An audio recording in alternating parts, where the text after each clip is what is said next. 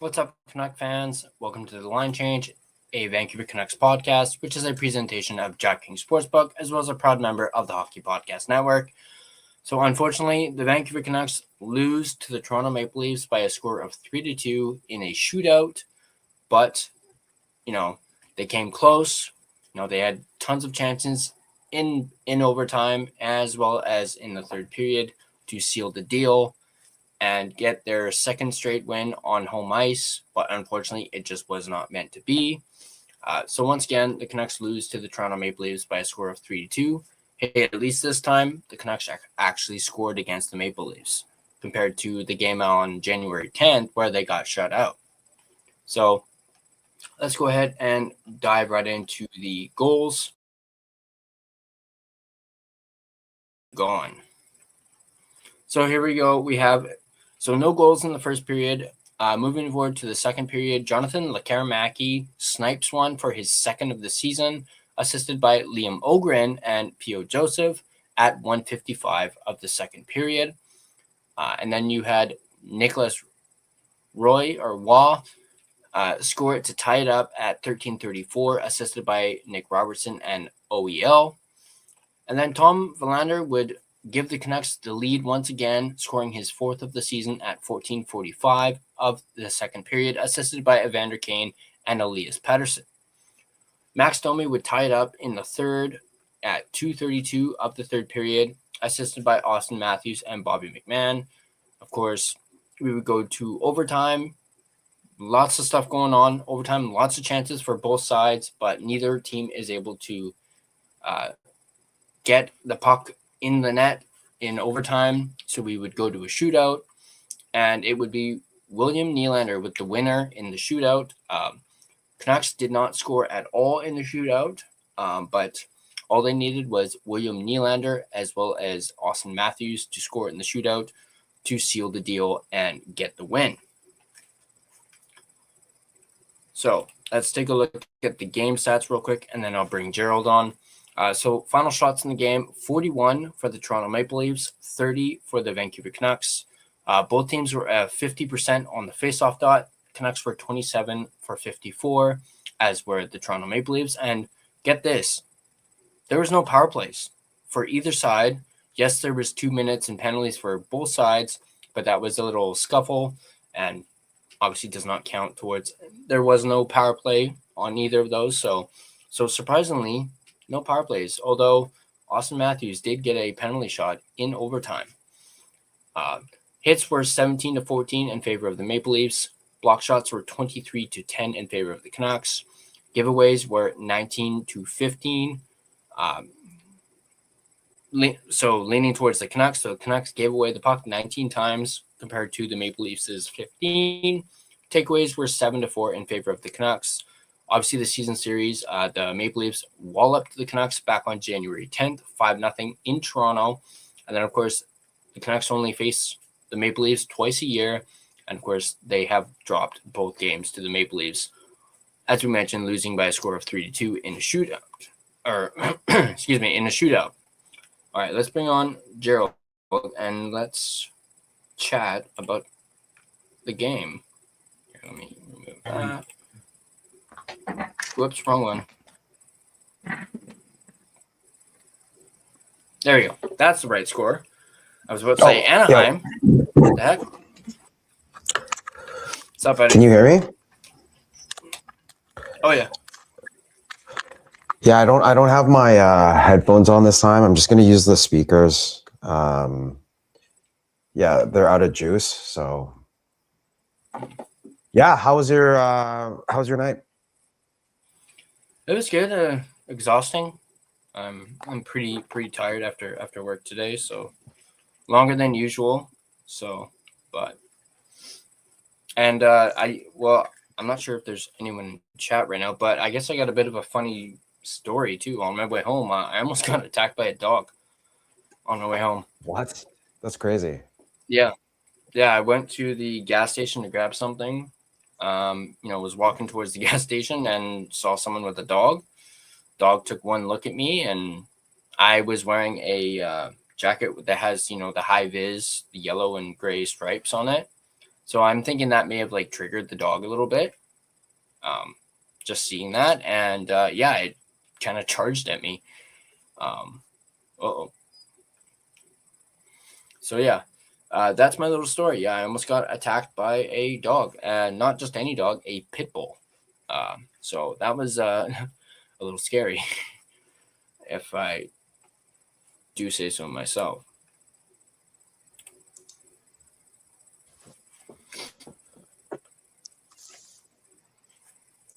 So yeah.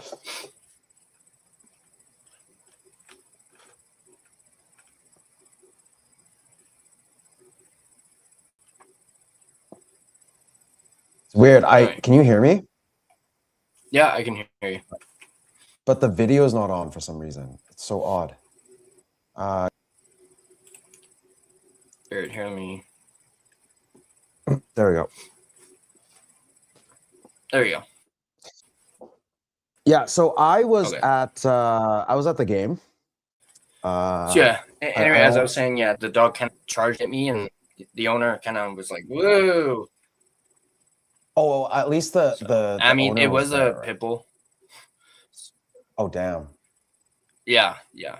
I mean, when the dog like started charging, it kind of pulled the owner. Like the owner kind of was surprised by the tug, so they were like, "Whoa!" So, but yeah, no bites, no nothing, and of course he says, Like, what the "Oh, hell did you she's do really to nice." I'm like like, "Yeah, entice yeah, him I can, to do I that? can." It's crazy. I didn't do anything. I didn't do anything. I was just walking towards the gas station, and the dog saw me. So yeah, there's a little bit of excitement on my Well, night after I'm work. glad you didn't get bitten by a dog. Oh yeah, that would have freaking sucked. I'm glad you didn't get bitten by a dog. And yeah. Did you get the X thing figured out? No, I haven't had a chance to yet. I'll probably try and figure that out tomorrow because I'm off tomorrow.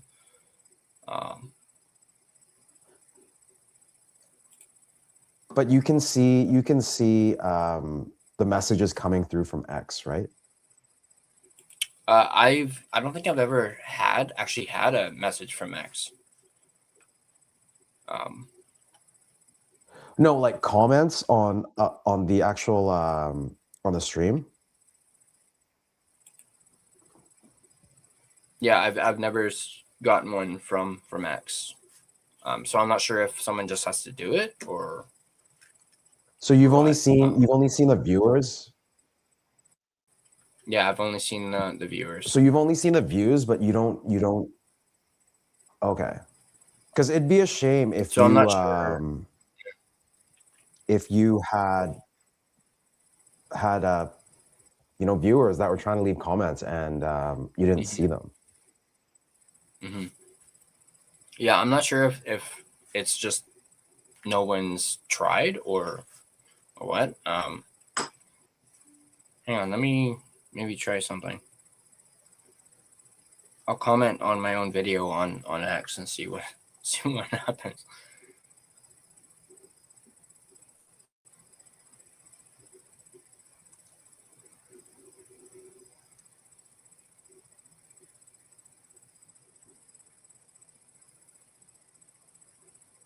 So I'm gonna reset everything up. I put in a new user on my laptop, so I have to like re-enter everything. I'm gonna get into the chat soon.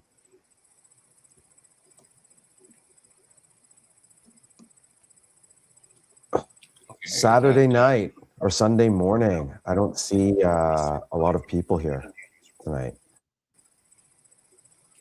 Well, yeah, I guess because we were a little bit late and I was unable to change the time, at least until I got home. I tried to do it through YouTube, but I wasn't able to, unfortunately.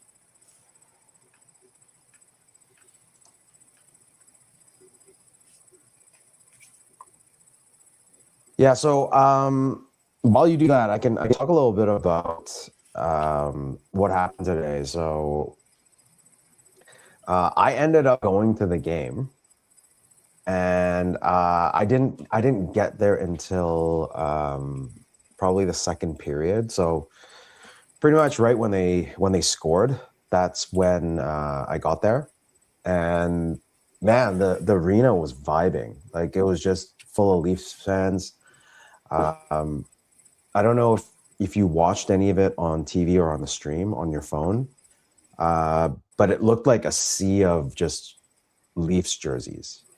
And especially if people were wearing their Orca jerseys, it just made it blend into everything.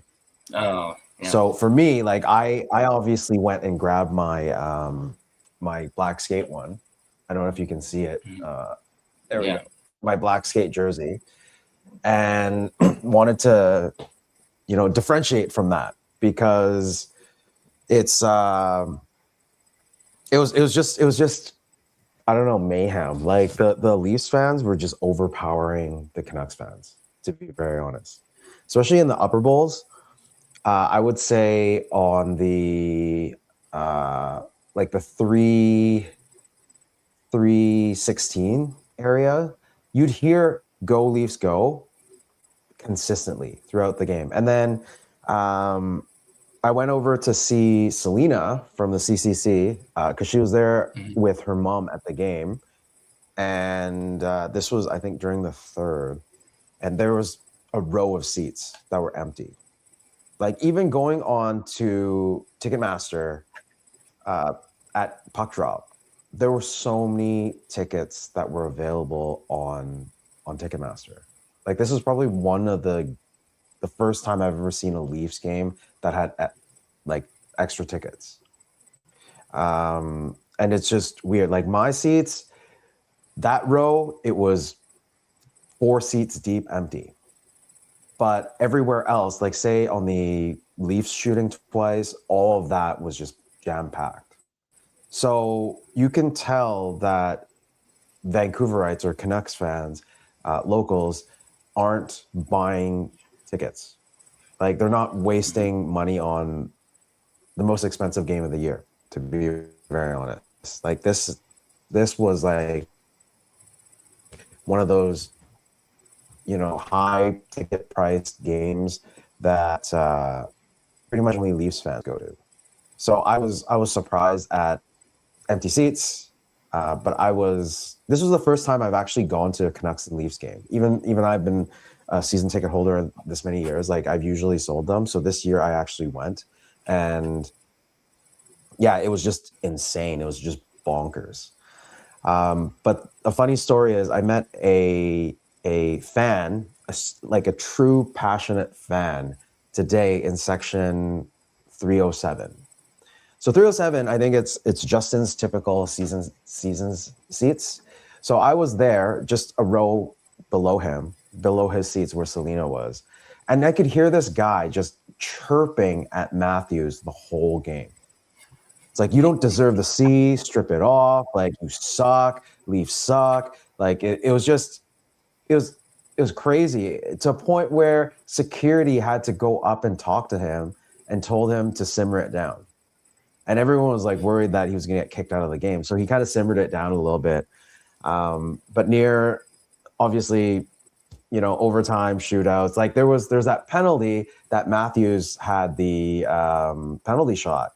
So Garland pulled him down, but Johnny Boy here, my new friend Johnny, said, he wasn't even touched. Petey was tripped in overtime, no call. The whole, pretty much the whole arena was going like, ref, you suck. Because, like, even though there were a lot of Leaf fans, there's still a lot of Canucks fans. So that wasn't called. So obviously, when Matthews went in for that, we're all thinking, are they going to call it or not? In my mind, I was thinking, okay, from the look of it, it looks like, it was a shooting motion, whatever. Like, it's probably going to be a penalty shot.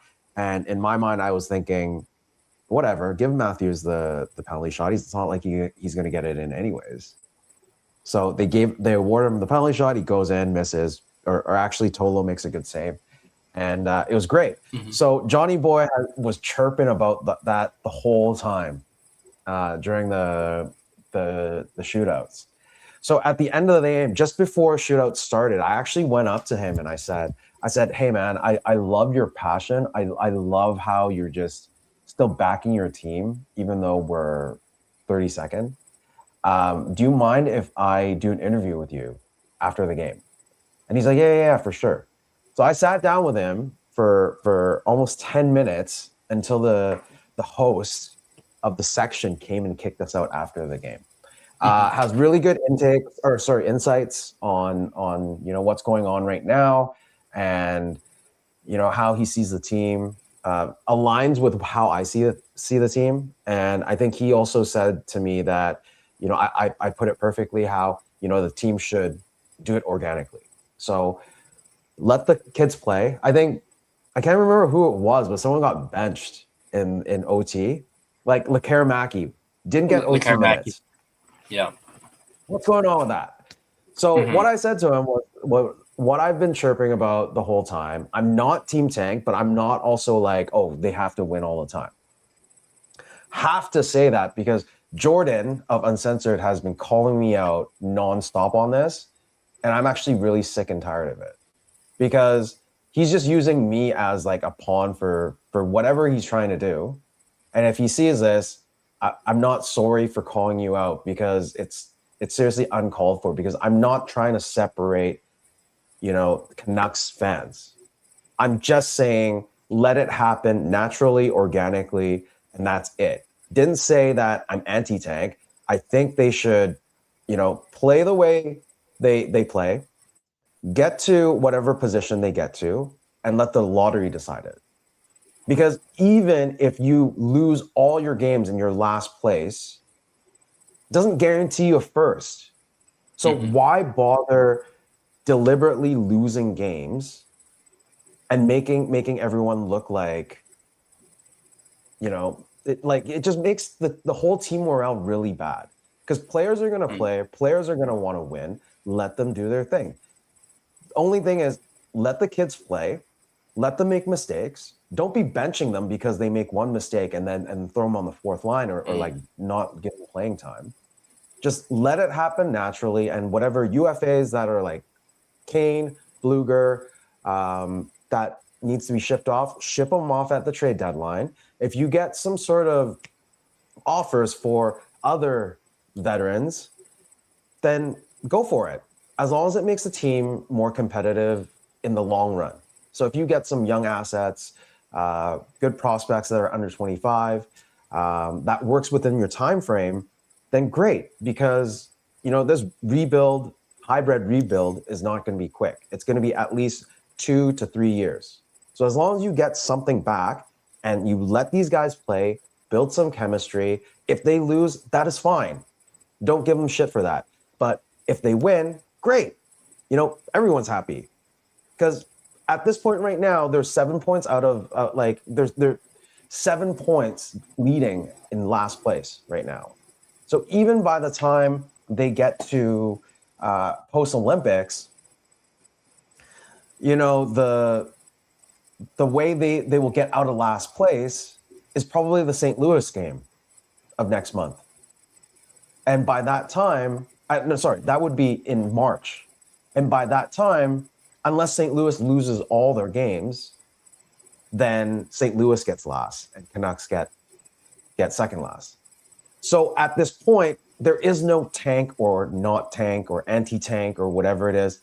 Let it go, Jordan. Seriously. Because at this point, the Canucks are in a position they're not going to make the playoffs. If they win games, it's not like they're going to jump I don't know how many spots and make the playoffs or get into, mushy area. They're already in the bottom. So there is no tanking or not tanking. Let them play. Let the kids play. Let them get chemistry for next year. Whoever's not here on the team next year, that's fine, because some of them might not be. Who knows what happens at the draft? I mean, we were talking about, potentially Garland the other night. Mm-hmm. We've been talking, or I've been hearing DeBrus's name being thrown around, being fourth line, playing fourth line minutes in his 600th game.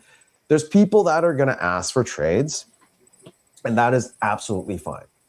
At this point right now, the way I see it is let the kids play, let them develop, and, also let Adam Foote develop. He's going to make mistakes. He's a rookie coach, right? So let's just be positive here. Let's just, enjoy this process where we see a new group of kids, a new group of players coming together and building upon it. And then hopefully in a couple of years, 3 years, they'll make the playoffs. Then they'll add some pieces and they'll be a contender in maybe 5 years. That's how a team should look like. Like, that's how the progression should look like. So please, no more of this tanking for the Canucks or tank for McKenna or lose for McKenna or whatever it is. I really dislike the word. That's all I said. I dislike the word. I don't like hearing the word tanking. I might be in that same boat as that one person in CCC, but he thinks I am a villain for some odd reason. And, I'm not. I'm just trying to be as positive as possible and try to send this positivity to all the Canucks fans. And hopefully you guys will, get through this. Why, like I explained the other day, I went and did interviews with Sharks fans after the Sharks game. And I spoke to these Sharks fans who are, I love them, absolutely positive. Trying to ask them for advice for Canucks fans because we're going through what they went through a few years ago. Now they have their core, they're adding players, they got Kiefer Sherwood. And how do you get to that point? How do you go through a period of losing and then finally, you know what, boom, these kids are winning. You have a Celebrini that's leading the league. What is it, top 5? So there is hope. The only thing that these fans have been saying is don't lose hope. This is your city. This is your team. Keep cheering for them. They still need your support because players are going to want to win. Obviously, if you go to the game, cheer for them to win. But if you're not at the game, then do what you want to do. Like if they lose and that's what you want, cool. But for me, I'm not going to be cheering for a team that I'm cheering for to lose. And that is the point I'm trying to make. Thank you for giving me that rant. Seriously, like it's been bugging me the whole night today, yesterday, last night until now. I'm really sick of it. No, that's fair. That's fair. Totally fair. I mean, it's like we both talked about with Garland. I don't know if you saw. I did a video that came out early this morning, talking about To the Wild. I did that one. I think yesterday. Well, technically 2 days ago, I guess, with Garland. But this morning I did one on Tolopilo because I found out apparently he won't be waiver exempt after this season. So the Canucks are going to have another Seelovs situation this offseason. So there could be a case of like deja vu. I saw that. Which is kind of crazy that they're going to be put in that situation again. And that's why I kind of posed the question, what do the Canucks do? Like, I think their most logical bet is to trade Lankinen because I don't see them making the same mistake with Seelovs, with Tolopilo. That would fans would probably be sour on that a little bit if they just, up and traded Tolo. And it would be a bit of a bad look, too, if they just shipped him off. I mean, he's played great the last couple games. He was great tonight. To be honest, Tolo? To be honest,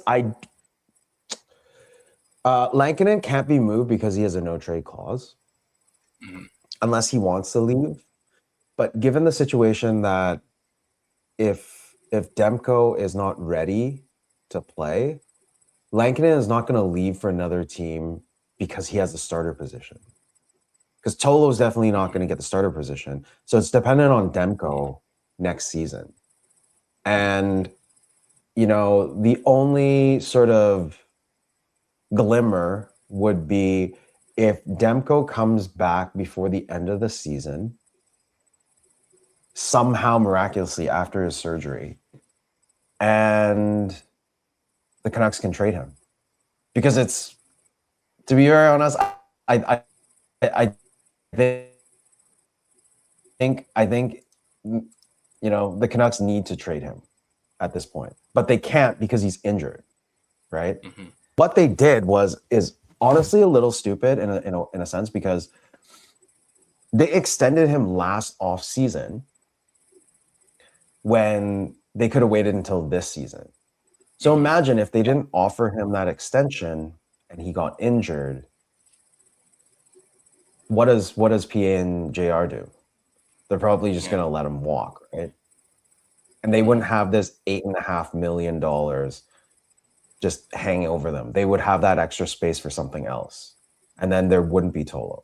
So the way I see it is the management took a lot of bets last year, like more than enough. In the 23 season, off season, so after the 22-23 season, they made some bets. Actually, no, in the 22 off season also, they made some bets and they all came to fruition. They hit big on them. But when it comes to 25, they made some poor decisions, made some bets that lost players, and now they're in this spot, right? Mm-hmm. If you look back a couple of years, I think it'd be about 3 years total, they hit on PS Shooter. There's 1.6 per season for 2 seasons. That's why he left last offseason. They also signed Kiefer Sherwood in the 23-24. Actually, no, it'd be 24. 24-25. So it'd be 2 seasons at 1.5. And it was right after they played them in the playoffs. So Quinn Hughes was saying, this guy's so tough to play, we should get him. And they brought him over. So they hit on those ones. And I think they got snake bitten a little bit when, they extended Dakota Joshua and then he had cancer. And they didn't want to offer him that amount, but he was playing very well with Garland at the time. I think it was Garland and gosh, what was that line with Bluger, Garland, and Joshua. So at that point, they had to offer him something, and that's the reason why we don't have PS Shooter. PS Suitor. I keep calling him Shooter, but yeah. So that is the reason why, because they're snake bitten by that bet with Dakota Joshua. Mm-hmm. And that's probably why. That's probably why the whole extension for Sherwood didn't pan out like this past off season. It's because they were probably snake bitten, like you just mentioned. Yeah, for sure. But yeah, totally. That's a good point for going back to the Tolopilo thing on Demko. But it's kind of crazy too that they got 15 million wrapped up in just between Lankinen and Demko. 13. And they could be walking into another 13. Right, yeah, 13. I don't know why I said 15. But no, but the fact that they could be walking into another scenario like they did with Seelovs last year is kind of crazy. But yeah, I also mentioned in that video that, if this hip surgery doesn't fix Demko's injuries, or if it doesn't help him, they could always go the Carey Price route with Demko by just putting him on LTIR. That's not going to happen. They wouldn't be able to accrue cap space if they did that, though. No. So, I think. But that was just a suggestion. Maybe Oilers take on Demko.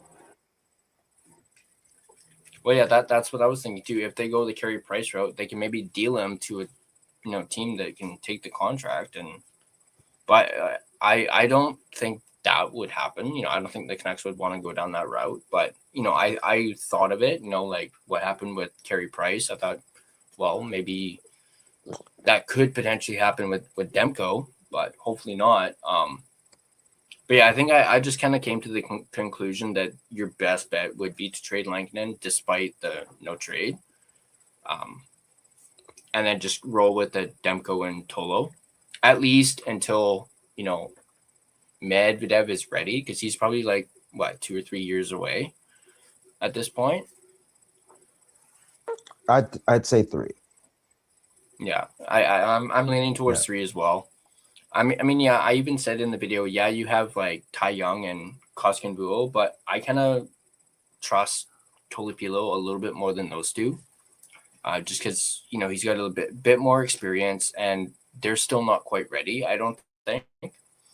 Plus, you would need guys in Abbey if Tolo is up with the big club, and that was another thing too. They could go with a 3 goalie tandem next year with Tolopilo, Demko, and Lankinen, but I don't think that would work. Happening. Like it makes no sense, because I mean, if that's the case, why didn't they do that with Seelovs, right?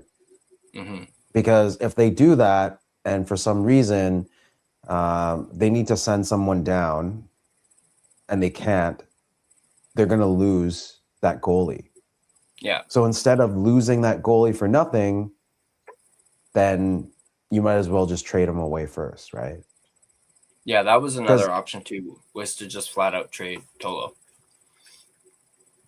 I mean, yeah, you'd at least get something for him, probably similar to what you got for Seelovs. So I don't know, man. I don't think Tolo is gonna get as much as Seelovs, to be very honest. The sample size is way too small, and you know, he is a big goalie, but you need to have a bigger sample in terms of him playing, more experience, etc. It'd be for a team that's looking for a decent backup. It wouldn't be for a team that's looking for, it's if some team had goaltender issues, I'd say the Oilers, like Ingram. Tolo would probably be better. Took the words right out of my mouth. I was about to be like, Oilers. Yeah, because Tolo would probably be better than Ingram. Ingram got. I saw the game he was playing the other night. He just got lit up. Like, it's just, Oilers are not catching a break on goaltending. No. See, no, because apparently it would be so funny. Yeah, so it would be so funny that if Demko was traded to the Oilers for a second, because there were rumors and rumblings before the extension was done last offseason. And if Demko went over, even for a second, I'd be happy. Then you don't have to worry about it. You have Seelovs, let him play. I mean, no one expected this season to be this big of a failure, right? Like, people had high hopes. You know, a lot of the veterans aren't playing the way they should be playing. PD's revenge tour, don't see much of a revenge. Especially with that goddamn, like, penalty shot that he had today. Not penalty shot, the shootout shot. Like, shootout. Oh, yeah. Bro, just shoot the puck, man. Like, stop dancing, doodling all this and like playing Bambi, man. Like, it just, I don't know, man. He has a 6 shot and he doesn't use it.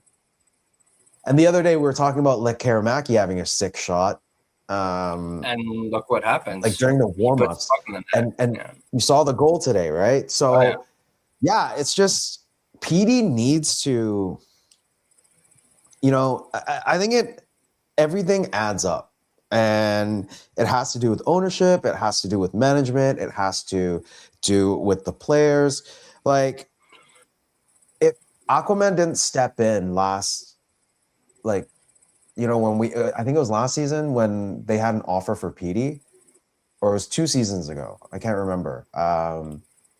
When Carolina offered Natius and I think it was Kokanemi and a pick for PD.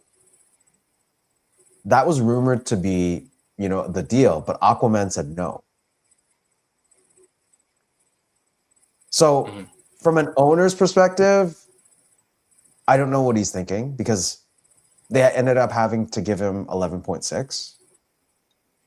From a fan's perspective, I understand that, PD is this sort of homegrown talent because they drafted him and all of that. But seriously, like, I know Natius is doing a lot better so Natius is in Colorado now, and he's doing well because he has a good group of players around him. But if he was in Vancouver, he'd be failing too.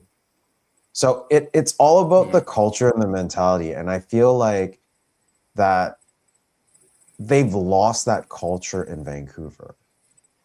Like, the kids are worried of making mistakes.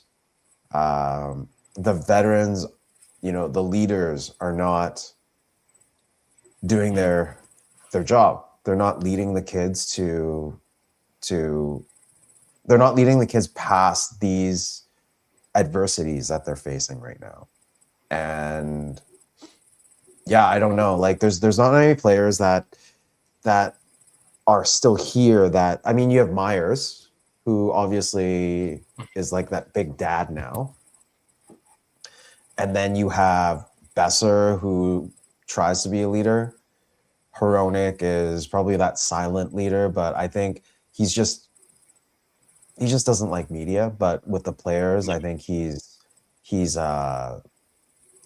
to help, right? So yeah, and DeBrusk, I think, when you signed him, you kind of expected what DeBrusk was going to be like.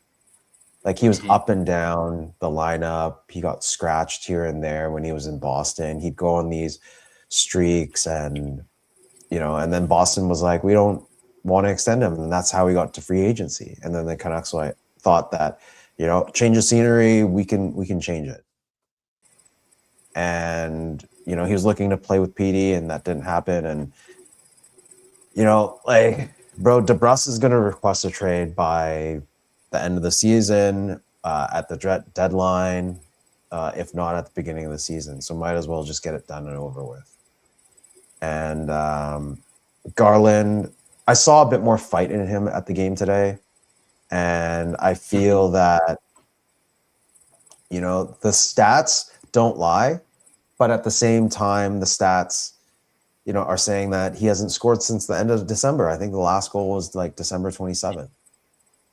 And I can't even remember. It might have been like an open net goal too. Yeah. I think it was an empty net. Yeah. Yeah. And tonight he had some great chances. There's a play, I think, at the end of the near the end of overtime. Oh, what led to the penalty to Matthews was Garland stuck around and Wall made a really bad play. Garland got the puck, and then Wall made a massive save.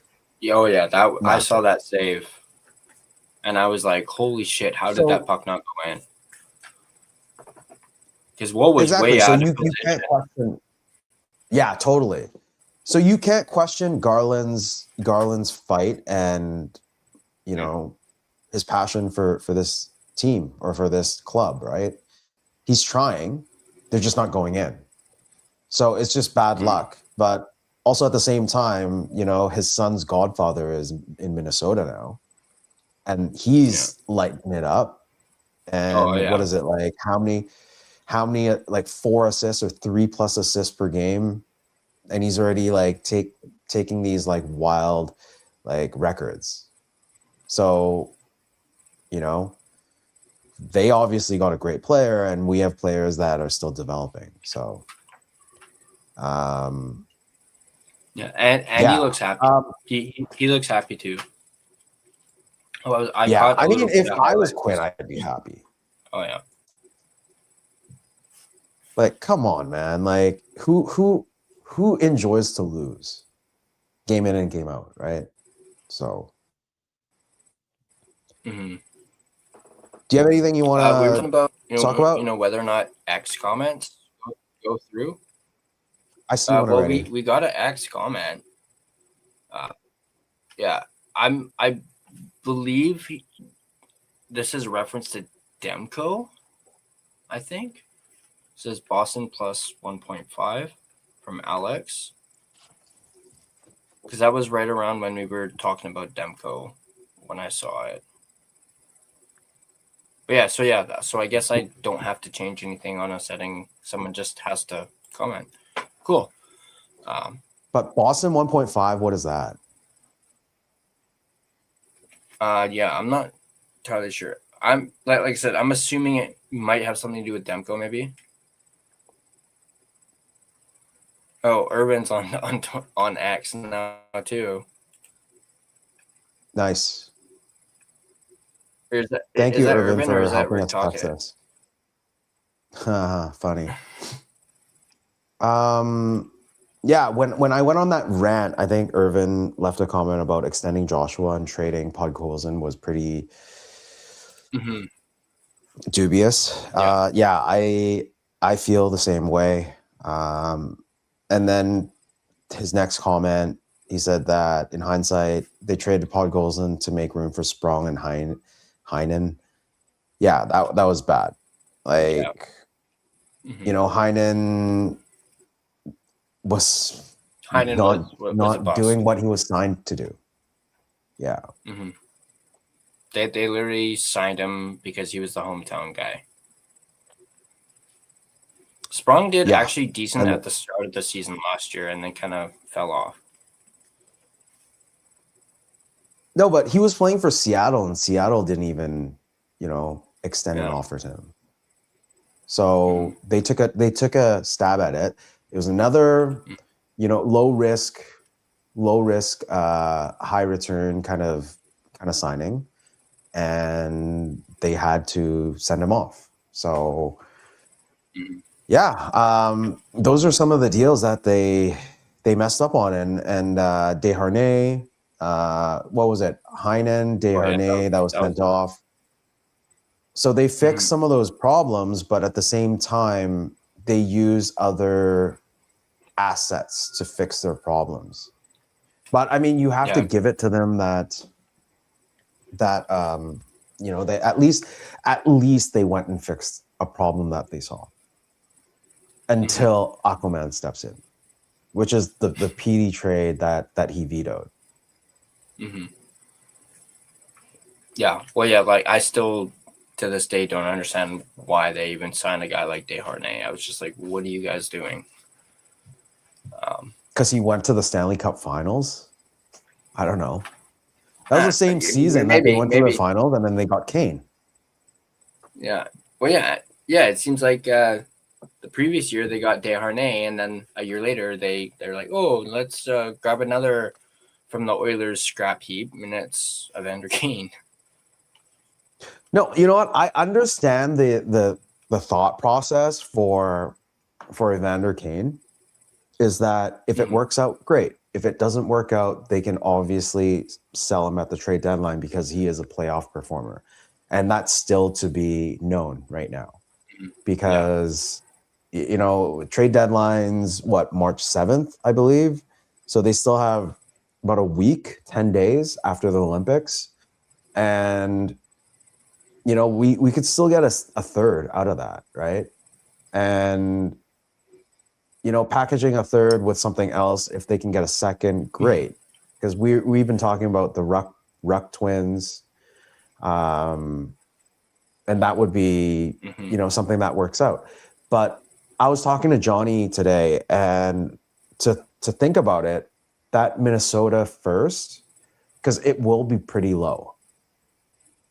So if it's low, that could be the pick for the higher ranked Ruck. And then the second round, their own or whatever it is, if they're able to get another second round, then they can go for the other brother. Or trade someone that drafts him, and then you give them something else. I don't know. Yeah, you could trade up so you can draft them back to back, and then that way you don't have to worry about. Well, no, because the problem is the two of them are about 10 spots difference. Like they're about The one brother is higher, like low first round. The other brother is like probably 10 spots behind him.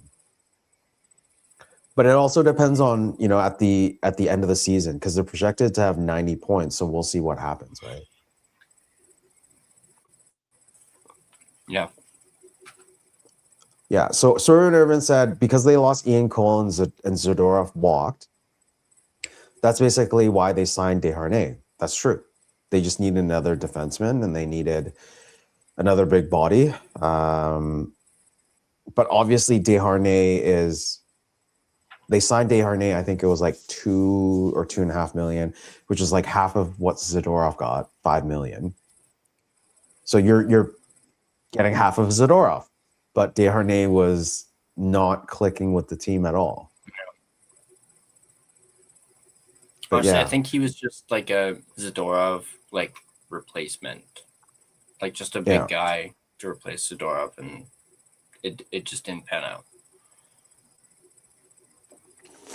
But with Kane, I would say it was they jumped the gun on Kane because they got him right before the draft, I believe. Mm-hmm. Yeah, I think it was like I think Irvin is here, so yeah, exactly. And if they didn't go for Kane because they thought they lost Besser, so they needed someone, right? That's why they did Kane. And then they traded that 4th round back to Edmonton, which was Podkolzin. So Podkolzin basically was traded for Kane. Mm-hmm. So at this point, if we're looking at the trade tree, if Kane somehow gets a 3rd or, I don't know, retained salary, a 3rd, I'm not even hoping for a 2nd anymore. That means we got Podkolzin for a 3rd. Mm-hmm. And that's still pretty bad because Podkolzin is playing 2nd line minutes right now. So the biggest problem is if they didn't sign Kane or if they didn't trade for Kane, extended Besser, because they were after Dvorak at the time and they lost out on Dvorak. That's why they immediately turned back for Besser. They could have had money to sign Pius Suter if they didn't have Kane. And if that's the case, the season seriously could have changed a lot. Because if you had Pius Suter playing 3rd or even 2nd line center, you wouldn't have gotten Kampf. Right? Like they wouldn't be in this position where they really had to tank. But to be honest, this is like the silver lining because, fans have been calling for a rebuild for over 10 years. It's way overdue. Not even 10 years. It's like 12 years at least. I think the last time they looked at this was 2013, 2014 or 2014, 2015, like around that time when, they could have traded Kessler, Burrows, got a couple firsts at the 2016 draft or the 2017 draft. That would have been crazy. Like that would have been, if they did that, they probably would have won a cup in between, like then and now. So yeah. Yeah, it was 2013 that they should have done this. That's at least what I've always said. They should have done this in 2013. But obviously Aquaman, vetoed it. And then who was it? Was it Gillis who then got, fired afterwards? Yeah. Or at least shortly after, all that came out about Gillis wants to do a rebuild, and Aqua's just like, no, there's the door. Yeah, I know we were talking a little bit about Gillis on Uncensored, and I'm not gonna lie, I actually really liked Gillis, especially him with Lawrence Gilman. I really like Gilman, and I'm actually really happy that Columbus snagged him, and he's over there in Columbus now. So I'm really glad that he's got himself. He's an AGM over there. Assistant GM, yeah. Because he's actually someone who I want to try and get as a guest. Yeah. Okay. just like pick his brain about like, the 2011 season and stuff like that. Yeah, that's gonna be a hard. That's gonna be a hard. That's gonna Oh yeah, be I a know, tough I know, pull. I know. I have him under like, I have like, categories. I have him under dream gassed. But I would just love to, just like pick his brain and just talk to him about like 2011 and 2012. You know. No, because the thing is, like, when you had Gillis and Gilman, like, you had one that was like a cap genius, and you had a GM that knew how to, help the players. Like, I remember the whole thing. Like, he got like sleep doctors, and that was like the first of any team thinking about stuff like that. To have a team, talk to a doctor about sleep and getting rest and all of that, and that's what got the whole team together. Like, I strongly believe that the 2010-2011 team was super tight knit. The culture was there. People played for one another. Yeah, it's very hard to say that now about most teams. Yeah, I think the only team that looks really good right now is the Avs, and they're the team to beat, but they've been on a bit of a slide. Minnesota has been going up, so that goes the first round pick. Yeah, it's tough, but Swerve and Irvin was also talking about Gillis wanted to retool Tortorella, called the core stale, and both got fired because of it. Yeah, it's very true. It's like a Aquaman thing. Like, he just treats the Canucks as a money-making tool, and it's like one of his toys. When and he was just a fan, right? Before he bought the team, he was a fanboy, and he inherited all the good players. Like, I think he bought it in 2004 at 50%. He had 50% of the ownership, and then it wasn't until 2006 that he had full control, right?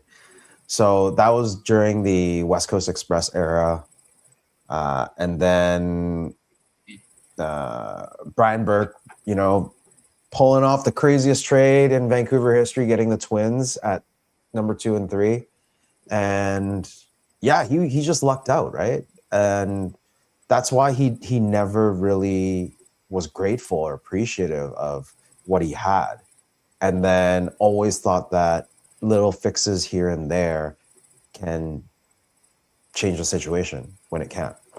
Like, there has to be a rebuild. There has to be some sort of flush out of before, and you start fresh. Because if you continue to add these small little pieces, these stopgaps, like, say you're in a boat and there's like 3 holes, and you have bottles of wine and you have the cork, and you throw the cork in. When is it time that, how many bottles of wine, how many corks you need to actually like stop the boat from flooding and capsizing, and you drowned? There has to be something. Like, you'll have to go to shore and maybe actually fix the boat instead of keep riding out the boat with holes. Like, that's how I see the Canucks the last 10 plus years. Hey, you know what, Irvin, I know it's late, but since you're commenting, man, you want to jump on? I think he actually already did, because he asked, guys want a third?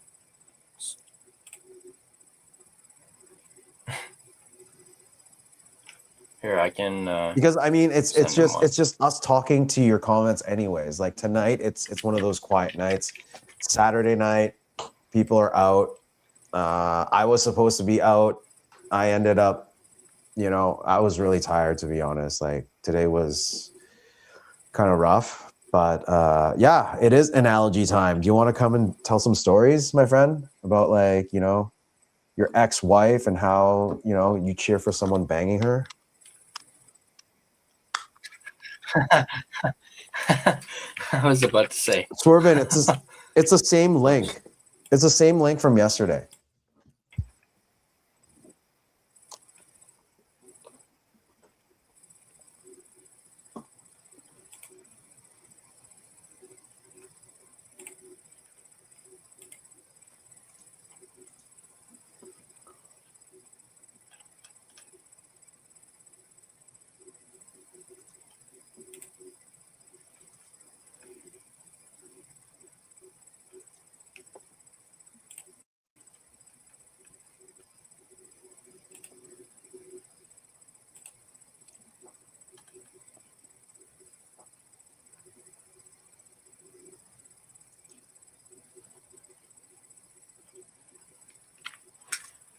All right, we're gonna give him 5 minutes. He said he just got home. So I mean, we're almost at an hour right now. So, and I know you're tired. I'm kind of tired. But we'll give Irvin a bit of his time. Is there anything else you want to talk about? Yeah. Before, yeah. I just realized that we didn't go through like the ice times of like the players, because I still have that up. So let's quickly just take a look at what like ice times were. Mm-hmm. But before you do that, you want to do your mid-show sponsor read? Oh yeah, that's actually smart. Because it's a new one. Yeah, I got sent a new one. Let's do it. Yeah, why don't I go ahead and do that? I'll do my not mid-show, but close enough to a mid-show sponsor read. So I'd like to thank my main and primary sponsor, none other than DraftKings, which is an official betting partner of the Super Bowl. Nice.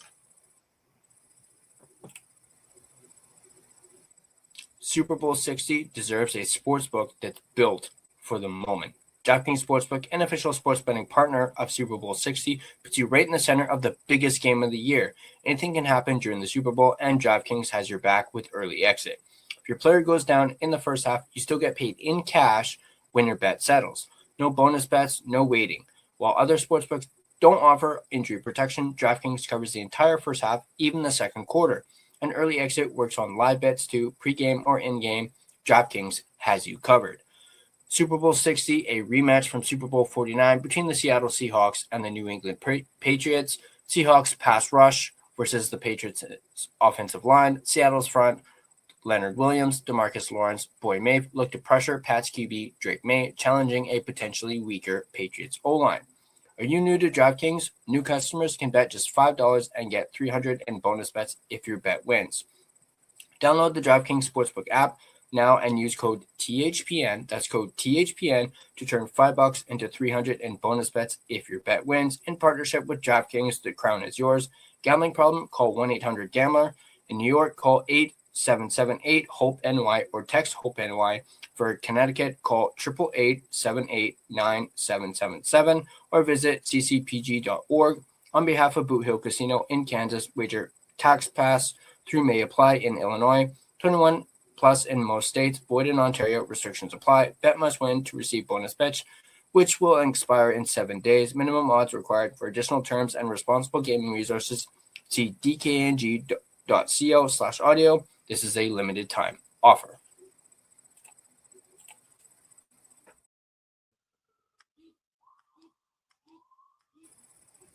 There's my new Super Bowl one.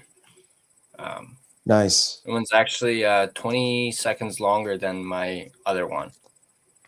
I actually had to do a little bit of research because, I don't watch football. So let's go Seahawks. Yeah. Well, yeah, I know the Seahawks and I am cheering for the Seahawks always. Yeah, let's quickly run through this and then while we wait for Irvin. So Connor Garland, a +1, 18 minutes and 50 seconds of ice time, 3 shots on goal. Drew O'Connor, 12 minutes and 43 seconds of ice time, 1 shot, 1 hit. Lekaramaki with a goal, 12 minutes and 6 seconds of ice time, 2 shots. Obviously, we mentioned how he didn't play at all in overtime, and I believe it stemmed from him making like a defensive mistake, and it seemed like Foot just like benched him for it, which Just terrible. Which is stupid. Like, okay, he made one minor little mistake. It doesn't mean you have to freaking bench him. Elias Pettersson, 1 assist, so 1 point. Technically, he almost had 2 points because he technically almost had a goal, but it was called off. 18 minutes and 48 seconds of ice time, 2 blocks, 1 hit. So had he actually scored, he would have actually had a shot on goal. So I didn't actually see the goalie interference, but it was Garland. I believe it was Justin was saying that, it could have gone either way, and it didn't really look like, that Wall was, could have, still made a save or. No, but Wall was out of position. Yeah, I saw that like, too. It was on him. That. Yeah, I saw that as well, and but we had Teddy Bluger, 18 minutes and 7 seconds of ice time, 1 shot, 1 hit.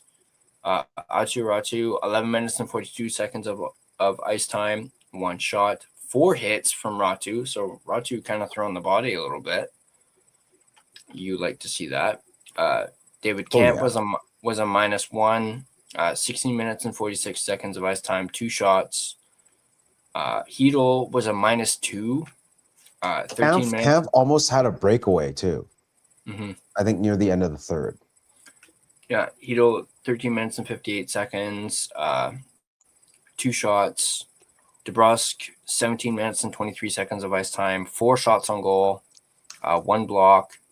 Evander Kane with an assist was a +1, 18 minutes and 30 seconds of ice time, 2 shots, 2 blocks.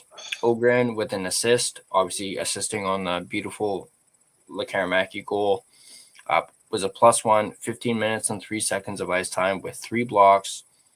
And then Linus Karlsson with who was a -1 with 13 minutes and 38 seconds of ice time, 2 shots, 1 block. And I'll quickly do the defense. Hold up. Carlson almost could have had a goal. It was a pass made by Hedel. They had a 2-on-1. He went in. Hedel held too long and made a really bad pass. Carlson actually got the puck a little too late, shot it, and it went wide. That would have been nice. And Ogren. So this is the hope we're trying to sell you is Ogren and Lekaramaki have chemistry. The more they play, the more mistakes they make, they'll understand how to play. And it's going to be more exciting hockey like that coming down the road.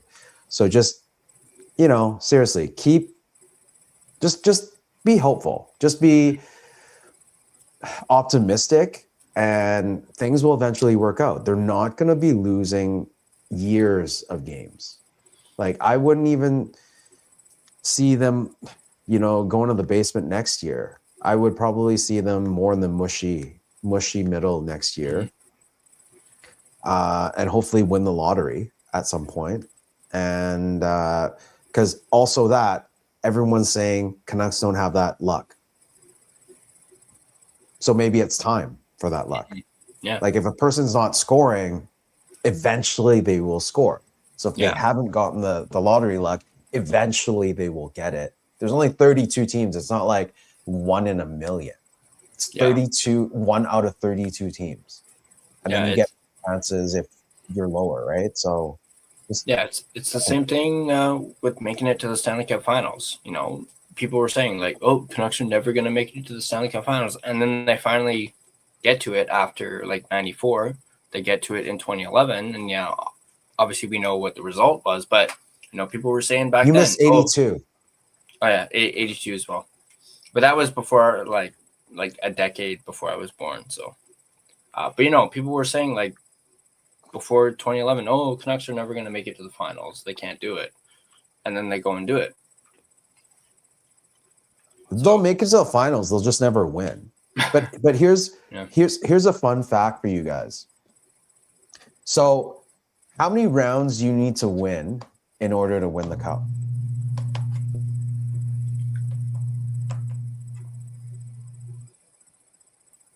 So What is first it? round was just quarters, 4? and then it's 4, right?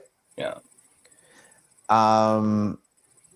So fun fact, Leafs have never won more than 3 rounds. And you're going to tell me, wait, the Leafs actually won the cup in 67. True. But at that time, how many teams were there? They only won 2 rounds. Yeah. Actually, no, 3. They won 3 rounds total. They can't win more than 3 rounds because you need 4 rounds now to win the cup. So the Leafs are in the same boat, but at least the Canucks can win 3 rounds. So they're also in the same boat. Mm-hmm. Yeah. Yeah, and it's like what Sam always says, you know, the closest the Leafs are going to get to the Stanley Cup is going to the Hockey Hall of Fame. That's the closest they're going to get to it. Sorry if there's any Leaf fans at this hour, but hey, it's true. If you guys really want to, you know, see the Stanley Cup, just walk down to the Hockey Hall of Fame and you'll see it. I did that. Yeah. I did that. I went. It's just downtown. Yeah. But no, getting to the defenseman, and then we'll get Urban on. Tom Verlander, who, by the way, I loved that interview he did the other day after the game. Yeah. I thought that was great. And I've always been high on Verlander, but he showed a lot of promise in that interview. And I just absolutely loved what he said and, you know, his candor. But speaking of Verlander, he had a goal. It was a +1, 16 minutes of ice time, 2 shots, 1 block. Surprisingly, P.O. Joseph had a point. He had an assist. 17 minutes and 22 seconds of ice time, 2 shots, 2 blocks. I do admit I'm a little surprised that Joseph has played back-to-back games, and they've had Mancini in the press box. Yeah. So that did you watch overtime? Was it overtime? Like third, POJ was there and he almost whiffed it. He almost gave it up. I think it was an OT. Mm-hmm. Oh come on, man! How can you play someone like that in OT and not play Lekkerimäki? I mean, they play different positions, but you know what I mean, right? Yeah, I know. Well, I know a lot of people were saying, like, why are you playing Joseph and not Mancini? But Hronek, 27 minutes and 38 seconds of ice time, 2 shots, 3 blocks, 4 hits. DPD was a -1, 21 minutes and 11 seconds of ice time, 3 blocks. Marcus Pettersson was a +1, surprisingly. 21 minutes and 59 seconds of ice time, 1 shot, 3 blocks, 1 hit. Tyler Myers was a -1 with 21 minutes and 16 seconds of ice time with 3 shots, 2 blocks, 2 hits. And then, of course, Tolipilo. You notice all the defensemen, do you see, with exception of Willander, everyone had at least 1 giveaway.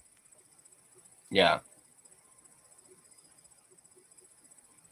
And surprisingly, Hronek had 2. That's fine. But yeah, Tolipilo, 39 saves, 41 shots. Obviously, you know, the 2 even strength goals against, 0.951 save percentage. And yeah, just another. He's playing decent. He's playing really well. He's playing really well. He made some big saves, to be honest, like in the game. Oh yeah, like the Leafs pretty much did dominate them, and you know there were a few that Tolo saved for sure. Oh yeah, or else it would have been a different game. Yeah, like I remember that one he saved on Tavares, where it was like point blank. I mean, he went to go catch it, and then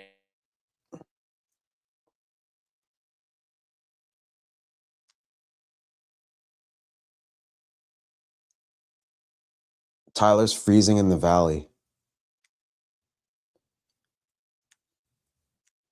Hello, Tyler.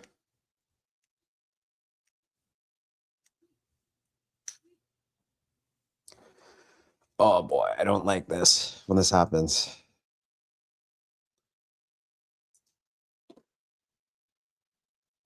Swerve in. I wish I could pull you in, but I can't because I don't have that access.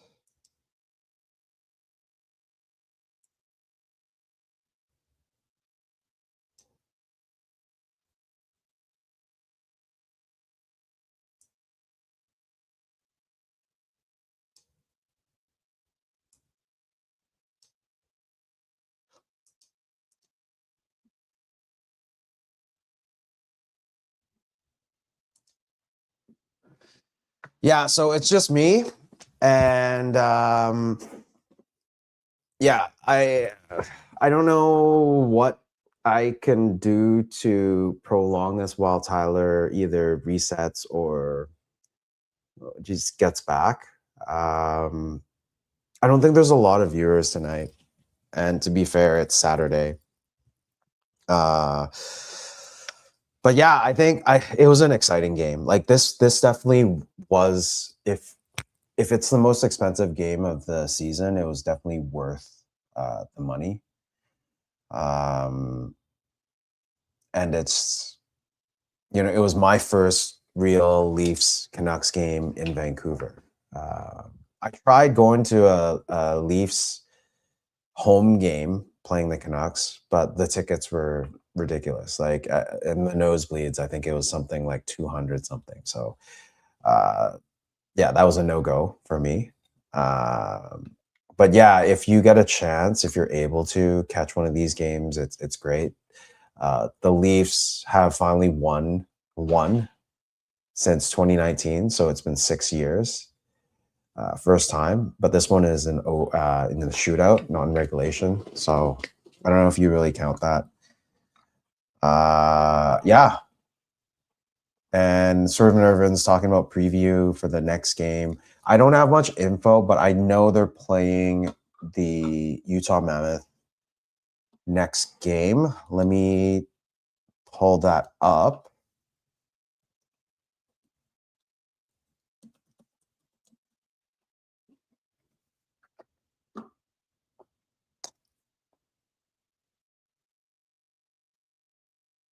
Actually, you know what? Let's see if this works. Okay.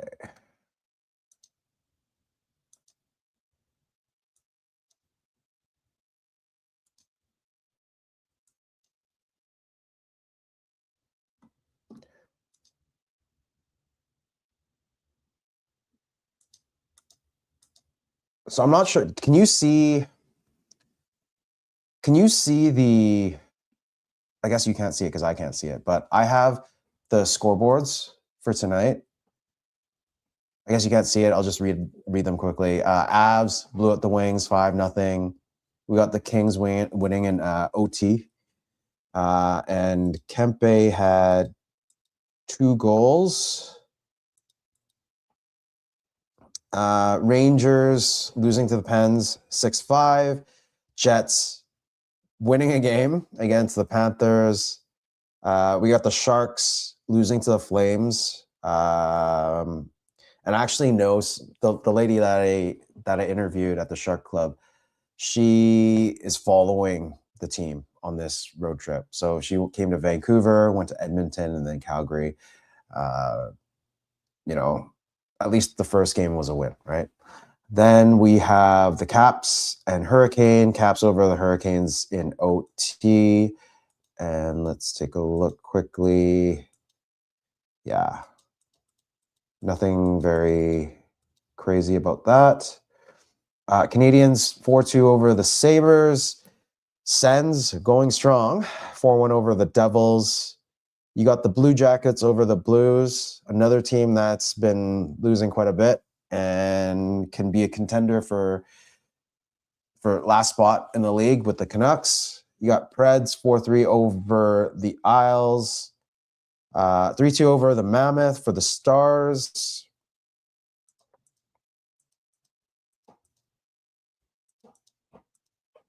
And Killer Yamamoto actually had 2 games in that game. 2 goals in that game. You got the Wild spanking the Oilers 7-3. And also the Kraken over the Knights 3-2. I'm actually going to take a look into that Wild game. Let's see how many points Quinn Hughes had. Quinn Hughes, a goal and an assist. Looking good. And it kind of goes back into what Ben says is, are you going to be cheering for the other guy who's banging your ex-wife? No, right? But I mean, I'm happy for Quinn. I hope he does well. Just rebooting his computer, so he'll be here shortly. I will continue to drag the puck. I don't know what I did to the settings. It was just a new cable. I actually have this camera following me, face detection, which is amazing. I love this new camera. If you are planning on doing content, you can get one of these. It's just the Pocket 3. I use it on a daily basis for vlogging, for taking videos, doing the interviews, and now as a webcam. So it's like an all-in-one for me. And I have a stand that I put it on, and I can just disconnect it from the USB. So everything's in place. When I come back, I just snap the camera in. Let's see here. What place is Toronto in? Toronto, let's take a look at the standings. I believe the last time I looked, they were near the bottom of the league. So let's look at the league.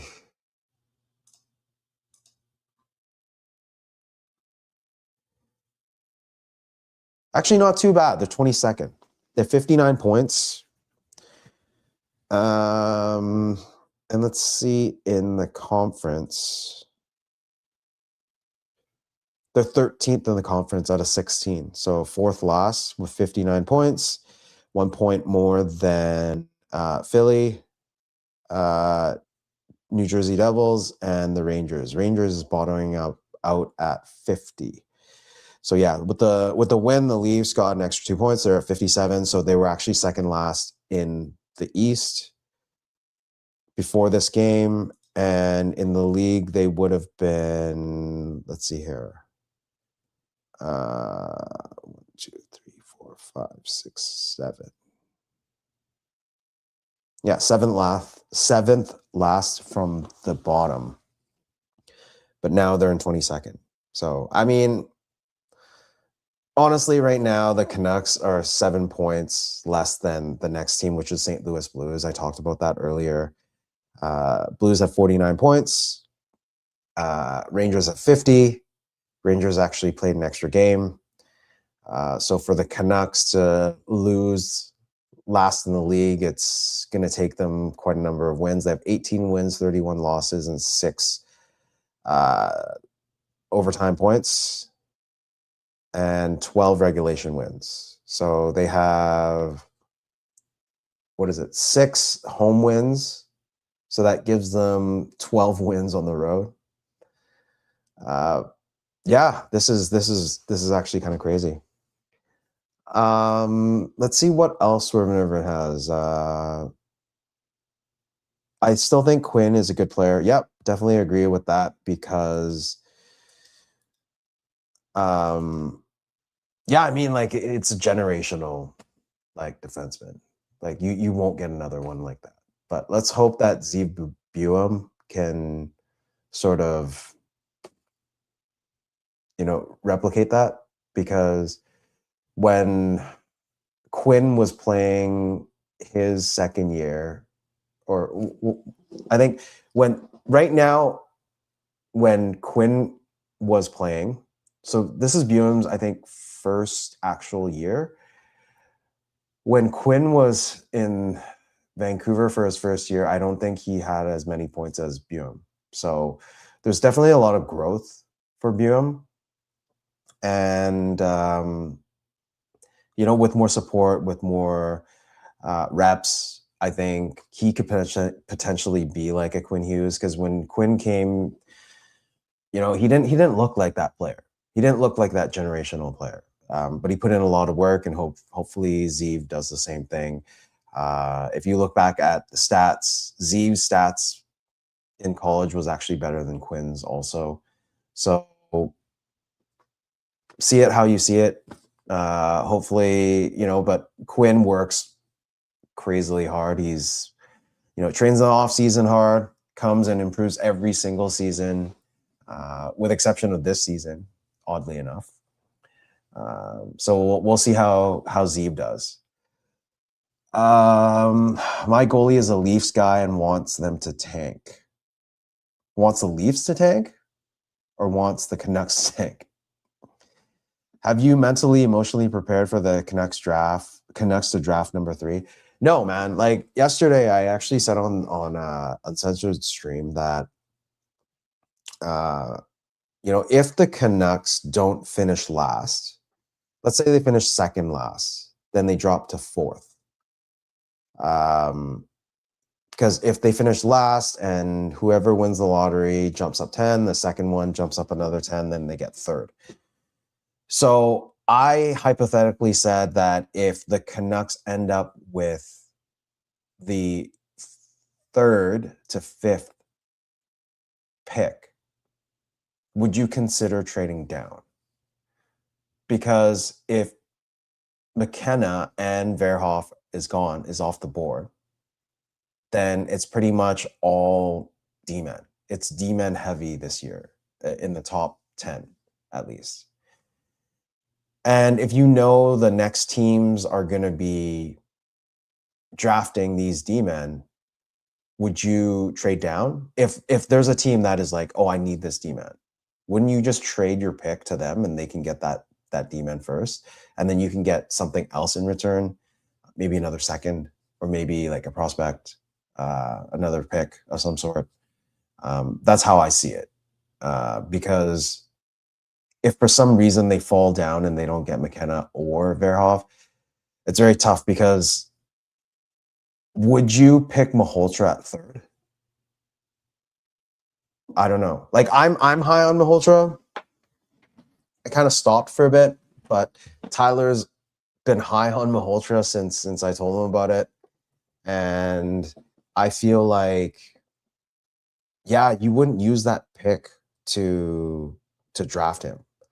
Or would you draft whoever's the next best player and then trade him off for a pick? So that's sort of the option. So say, the next best player at 3rd, 4th, or 5th, whatever position the Canucks are in, you draft that next best player and you know what team wants them. Then you trade that player to that team, you get their 1st round pick and something else. I think that would be fair.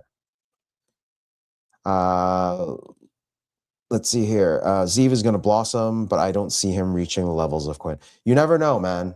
It's kind of like Bo. Bo was like, his ceiling was 3rd line center, right? And the guy's going to the Olympics. So it's all about the work ethic. It's all about the persistency. So you never know. Like, this kid doesn't lose. Like, he said it. Like, some people will see it as arrogance, but for him, he's just like, he just wants to win, and he hasn't lost. Like, at the big games, he hasn't lost. And even Garland was joking about it, because Zeev was playing at juniors and they won. And then at the Worlds last year with Garland, Zeev was like, yeah, we don't lose. So this kid has the fight in him, I would say. Malhotra at 5, 3 is a slight reach. Yeah, even at 5, I think it's a little high. And then there's that other player, Ty, who is another center, but it's at 6 foot, who I don't know. I don't see him really as a really top pick. So the reason why I say trade down or draft the next best player and then trade that player to whichever team actually is high on him and get assets back, that would be an option. And then just before the draft, you could, if one of the players already requesting that, or at the exit meetings for the end of the season, that they don't want to come back, might as well trade some of those players. Like you have options of like Garland, DeBrusque, maybe even Besser. But I don't know. I see Besser staying. He's one of those heart and soul Canuck guys. I would have said that about Garland too, but I think he deserves something else. He deserves to win and to go through a rebuild like this at this age. Yeah, I would much rather, let him go where he wants to go and Canucks recoup some sort of assets or picks at the draft. He is a high quality personality. Who? Malhotra? If you're talking about Caleb, I saw the interview. He looks pretty fun. Yeah, I think he talked about his dad and how he had a huge effect on, his progression and all of that. And yeah, it seems like someone that we could definitely draft and help the locker room. I think he'd gel with Braden Coots. Wow, where is Tyler? I mean, if I had access to all of this, I think I would be fine. If I can pull on Swervin or if I can show stuff on the actual screen, it would be great. But at this moment, I'm just this small little square on the side, and you see a puck in the net. Garland deserves for management to look him in the eyes and say, this rebuild is going to take time. Are you willing to? Yeah, I 100% agree. 100% agree. Feel that, he's done enough for the team. Like when the team wasn't playing well, he tried to up the team. He went to another level. He's played top line minutes at one time. He was the top 5-on-5 producer a couple years ago. And, people don't see that because at that time he wasn't getting power play minutes. I don't remember if he was getting PK minutes, but yeah, definitely Garland is underrated player. But on a good team, he's definitely not going to be the second line or even top line player, right?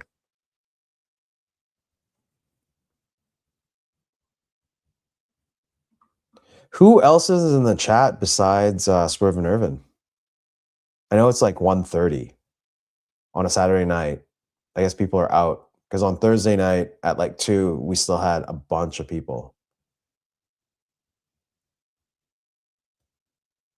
Damn. Okay, that's like 2 minutes. I don't think Tyler. Let me just hit up Tyler. Give me a second here.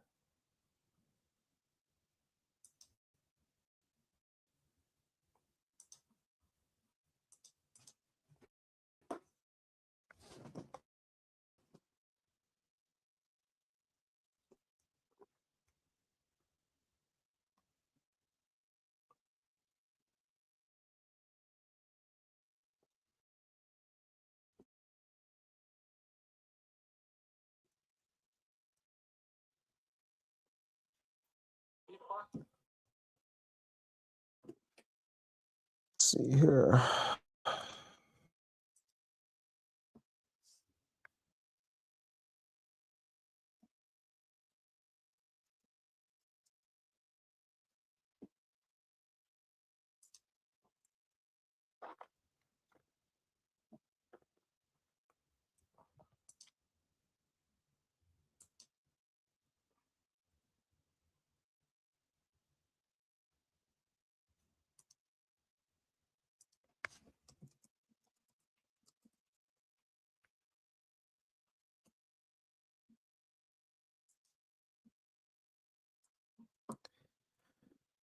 Yeah, the show's at 1:30. Like it's already an hour and a half. It's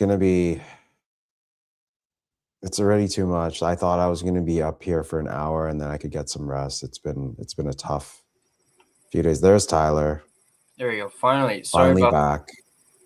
Yeah, sorry. Yeah, Irvin's about to. I wish you put on Irvin before you cut off. That would have been a much better like. You left me out to dry, my friend. That's what He I was. froze again? That was what I was trying to do when it happened. Okay, he's back. Yeah. Ooh. Yeah. Irvin, are you not coming on camera today?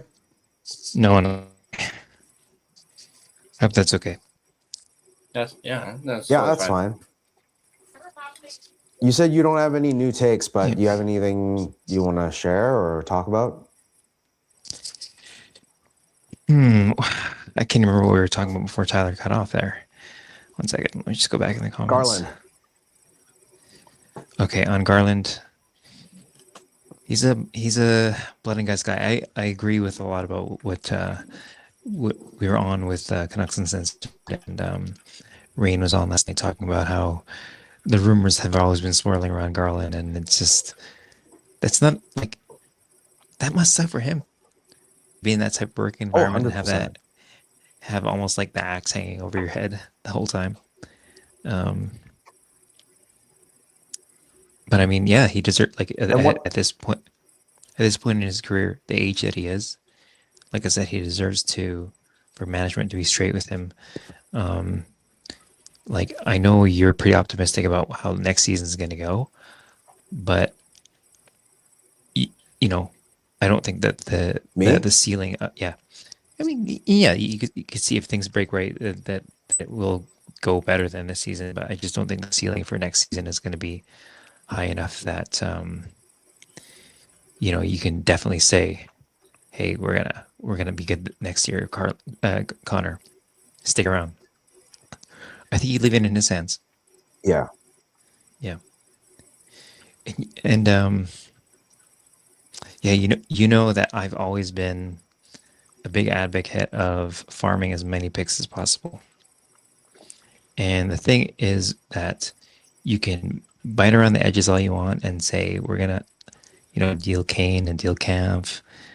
But the thing with Garland is that he's someone who's actually worth trading. And that's why it hurts, because he is good. Yeah. So we'll see. For sure. I think Garland,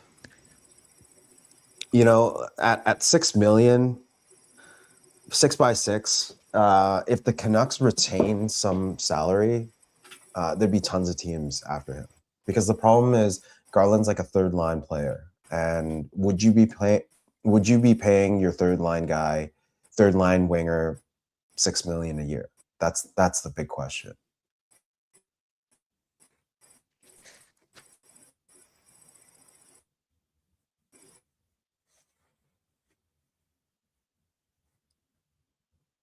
Irvin? Am I still here? Yep. Okay. So I think we're also living in a new world where the cap's going up, and a $6 million player, like, let's say, 20 years ago was like a first liner. And now we're looking at where a $6 million player is a middle six guy. Yeah.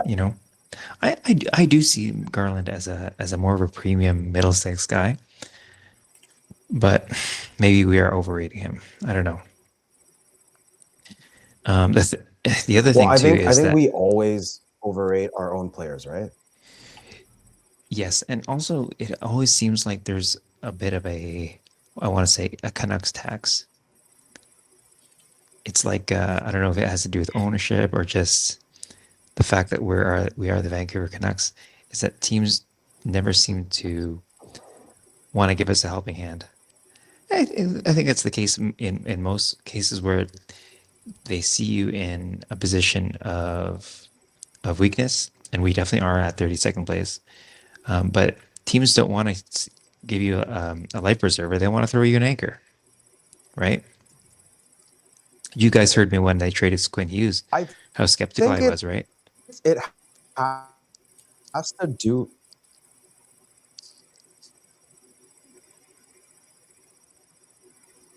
Yeah.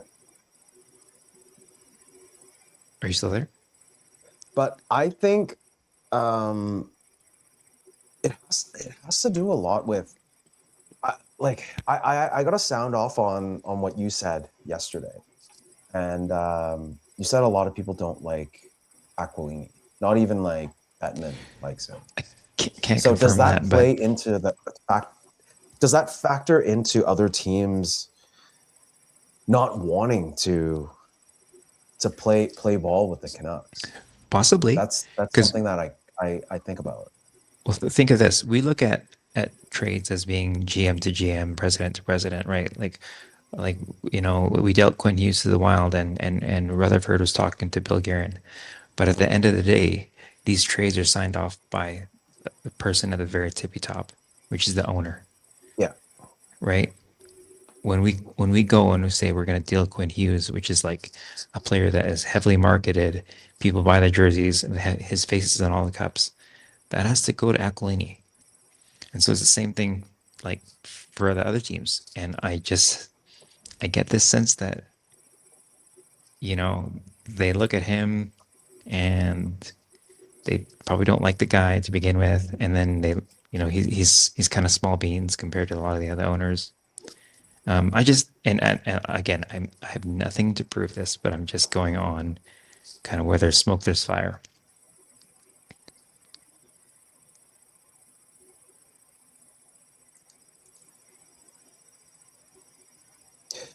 Yeah, I mean, I also believe that, because I think that, it's I mean, if the fans are against the owner, that's already a problem. So, and not all fans are going to be as smart as Vancouver. Well, I shouldn't say that. I should just say the fan base doesn't like the owner. I'm sure the league knows about it.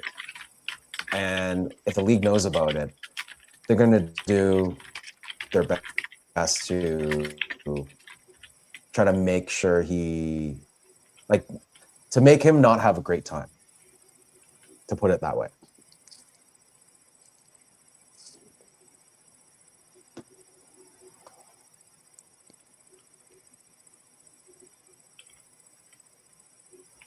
Ty, all good? Yeah, sorry, I'm just trying to. There's a little bit of lag, so I'm just trying to see what it is. Is it your internet? No, I don't think it's the internet. It might be actually what you have shared in the backstage. Is that like a shared screen? Oh, okay. Sorry. It might be let me close that interfering off. with Let it. me close that off. Yeah. Oh, yeah, that stuff takes a lot of RAM. Yeah. But yeah, speaking of the internet, that's actually the first time that's Is that better? happened. Oh yeah. Yeah, that's better. That's actually the first time my internet's cut out in like a while. So and then actually I accidentally turned off my Wi-Fi and I couldn't turn it back on, so that's why I had to reboot the computer. Okay. One last talking point, and I think I'm probably gonna get off. It seems like a lot of the trade talk is about Kane because he's kind of the obvious guy. But what do you guys think that Teddy Bluger could fetch? Because when he was traded from Pittsburgh to Vegas in 2023, it was just for a third rounder. For a guy who's a center, which is a premium position, he kills penalties. He's like a sure shot bottom six guy. He's not going to ask for more ice time. And now at this point, he is former Cup winner Teddy Bluger. And who knows? I was thinking maybe even Vegas maybe would want him back for another run because they're familiar with the guy. What do you guys think? Yeah, I wouldn't be surprised if Vegas wanted him back. I do think he could maybe fetch us a third rounder. I think a second is a bit of a stretch for Bluger, but I do think he could potentially either get the same thing that we could get for Kane, maybe slightly more, just because it's Bluger. And I guess it also depends on how he does in the Olympics. Obviously since he's been back, he's played really well. He's got he had 4 goals in 7 games, which is really gonna up his trade value. Mm-hmm. I think the timing is going to be a big thing too, with both Kane and Bluger, because every day that goes by is that much less money that these guys are being paid. So again, it goes back to ownership of every team. They think about all those dollars and cents, right? Mhm. I mean, look at OEL's contract and the buyout and how, you know, Aquaman signed off on it. Look at how much money OEL is making each year. They're pretty much paying $4.33 million every, like, the last 3 years just to have him not play for us. They're paying So the amount of money that we that he's needed for our losing, 2C. he's trying to. Yeah. I don't know, man. Like, I just feel like we need another owner of some sort that actually cares about the team and not just about money. Even though he's thrown out a lot of money, it's just these little petty things. Mm. Oh, What up? what's up? My Come on, goodness. brother. How's it going? Witten, do you ever realize Yo. how much you clear your throat when you're on streams? Are you talking about just the last week, or are you talking about just in general? When Clay had his roundtable and during his 24-hour stream, I couldn't figure out who it was because it was like 6 boxes, and then I realized it was you because you always have the mic right near your right near your neck. Yeah. And then the stream yesterday, I was watching the replay of it, and if you click on the video right at the beginning before the intro, you can hear you. Oh, that was me, 100%. Yeah, that was terrible. Yeah, Okay. but my bad. I don't know what it is. I feel fine, but the last couple of days has come down with a cough or dry throat or something of some sorts. So, yeah. You sounded fine last night. Yeah, I cleared my throat a lot, but I did cough like a few times on stream. But yeah, it was weird. But yeah, I don't see anything else. My energy levels are pretty good. So Wit and Swerve and Irvin, do you have any? You look kind of tired, Wit, but it's probably because you had a long day. It's late too. Yeah, I gotta pull up. no. So I gotta Dude, have some I energy was for with Wit Dollywall at soon. this time yesterday. That's right. Oh, Yeah. yeah, it's at 9, Yeah. bro. Yeah. Congrats Yeah. again. So thanks. It was just you asked me to go on. I said okay. I actually had like my Darth Vader mask on because I sleep with the machine. So CPAP? and then yep, and then see the message. Okay, go on for a little bit. So yeah, and then Okay, what do you got for us? what do I have? Well, I mean, you're talking about the owner here, so it's seems quite like a bit of a. It seems like every stream ends up being about that. This is supposed to be Canucks leave post game, and then we still end up talking about freaking Aquilini. It's so funny. It just no matter what you do, it always ends up as the owner. And when you talk about the owner, you also have to talk about the accountability, right? Or lack thereof. Mm-hmm. That there's always some sort of tie, right? And to handcuff the team for a long, long time, right? A lot of management can be blamed for trading picks and trading prospects, but I'm pretty sure. I mean, like some more worse than others, right? But Benning definitely did what he did with OEL to try to save his job, and that almost like set us back. But also that ties to the Garland thing. But Garland, does what he does, but he'll always be, tied to the OEL thing, right? It always is. And that was a good point by Rain. So, it's just, I just hope that sorry, just No, I was just gonna say, yeah, go ahead. just the Quinn Hughes thing. Yeah, I was just gonna say, like, I hope that after in these 15 years where Aquilini's been here, and we got that one franchise player, and we actually let him go, or had no choice to. I hope that's like the last straw, and he takes this actual rebuild properly. Like this year, like you still can't have full confidence in it. but all this losing has helped in the sense that we're actually collecting draft picks. The closest was Burrows and Hansen that one year. You remember? That was like the Yep. closest to selling off pieces, right? But they got to do that for a few more years and be consistent.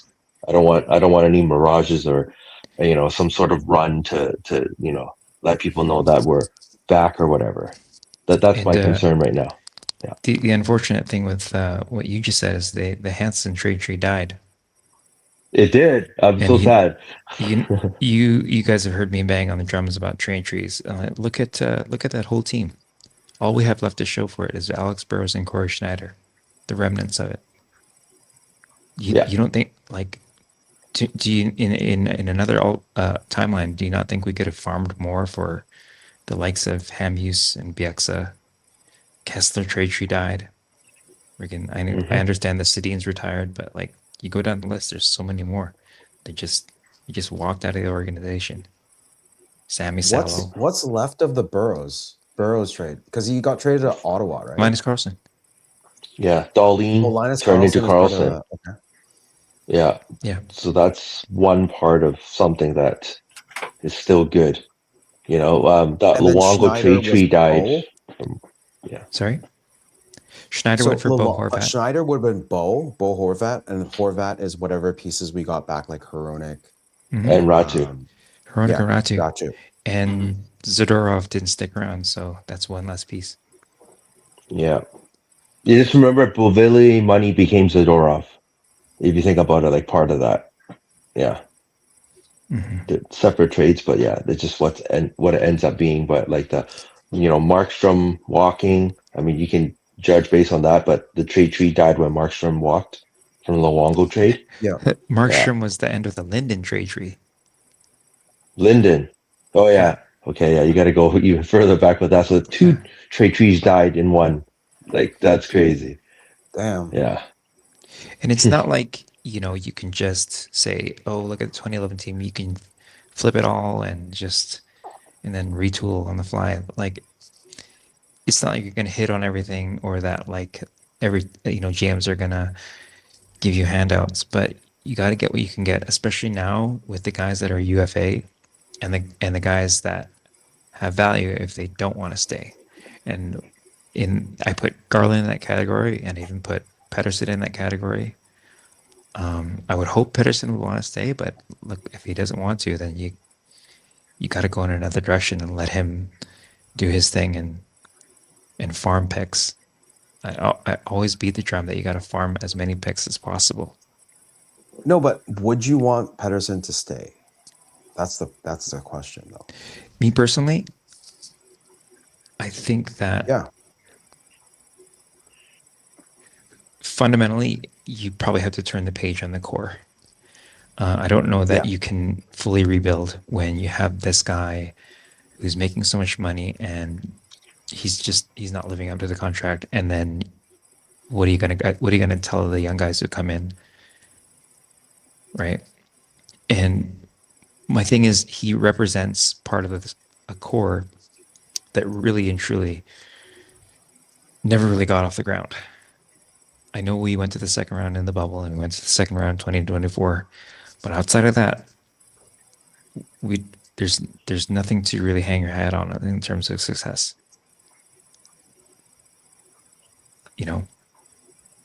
It's really a shame because when you look at the bubble year, so you have Horvat, you had Miller, you had Quinn Hughes, you had Petey, Demko, like these five players, and even in the bubble, like honestly, like if they didn't let all these players walk that year, so we're talking like Toffoli, Markstrom, Tanev, like that year, if these players didn't walk and they were somehow able to retain them or make space for them, they wouldn't be in this position that they're in now, right?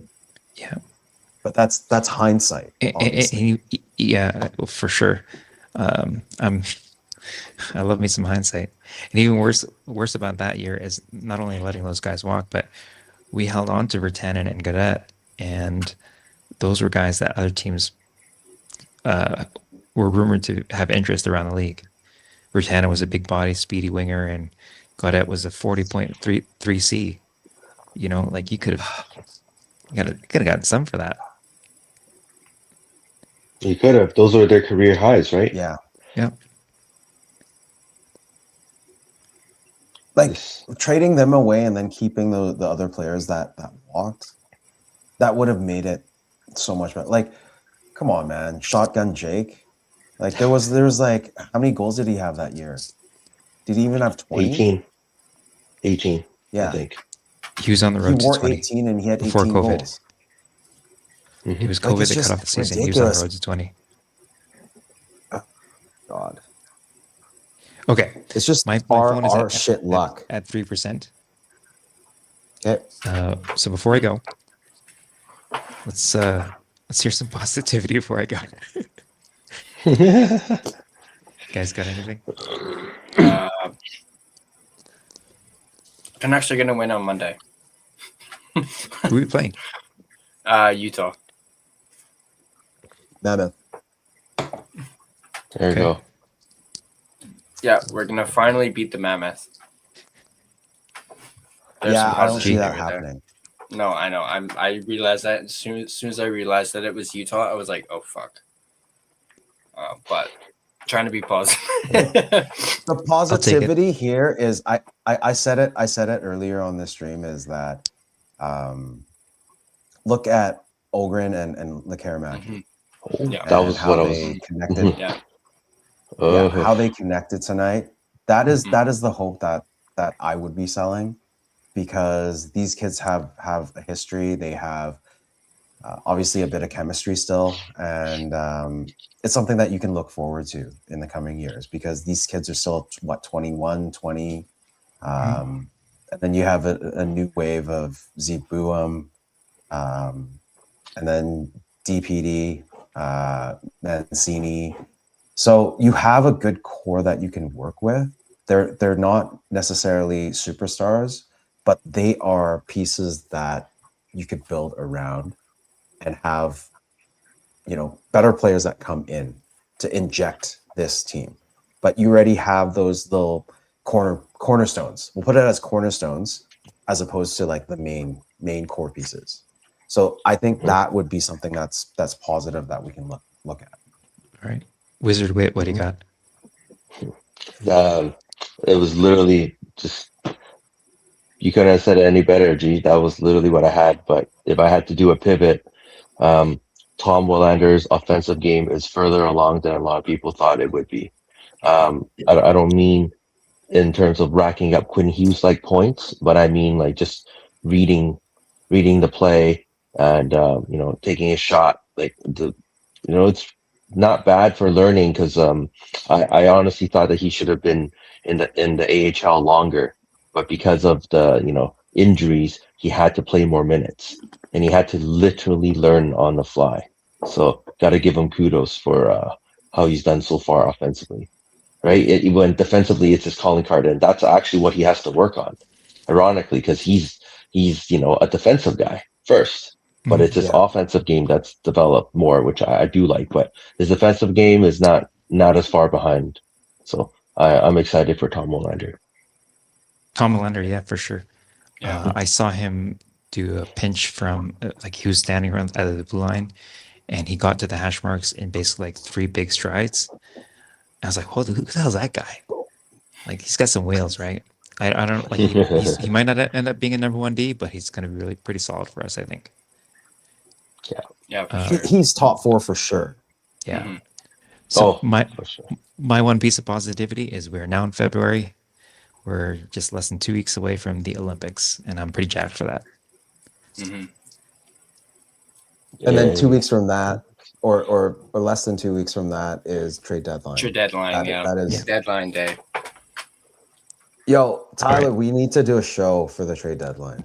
My phone's we will. about to cut out. And yeah, and I was talking to Rain last night, and Rain wants to hop on for that, because Rain has some crazy hot takes. Right, Big guys. Rain. Thanks for having me on. I'm dropping out.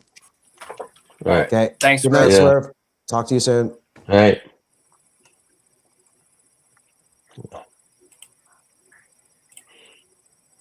So we have the Wizard now. Right. We'll stay on for a few more minutes. How's that? We'll stay until 2. Any last words? Sure. I don't know if you guys know this, but apparently, I think Lekomaki and one more person could be sent down to Abbotsford after the roster freeze for the Olympic break. But Zeev Buium and a whole bunch of others cannot be sent down after the break.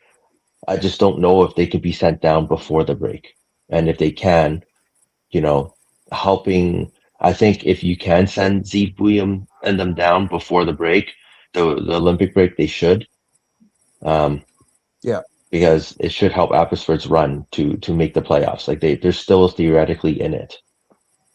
So I think it would be a good idea if they can actually send them down. You can send Lekomaki and Ogren down there. Let them build that AHL chemistry some more. They already look good at NHL. So I think send as many of those guys down and give them something to play for. I mean, Zeev Buium's been a winner at every level, but he hasn't won AHL, right? So give him that, right? So give him something. Look forward to. That's my. But he still has right that now. fractured cheekbone, right? So I'm just not sure if he can come back in time for the roster freeze. Yeah. I don't think he'll make it.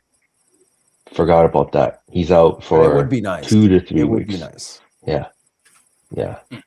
But hopefully they can send other guys down there and then just, close the playoff gap there, right? Or the amount of points that they're out for.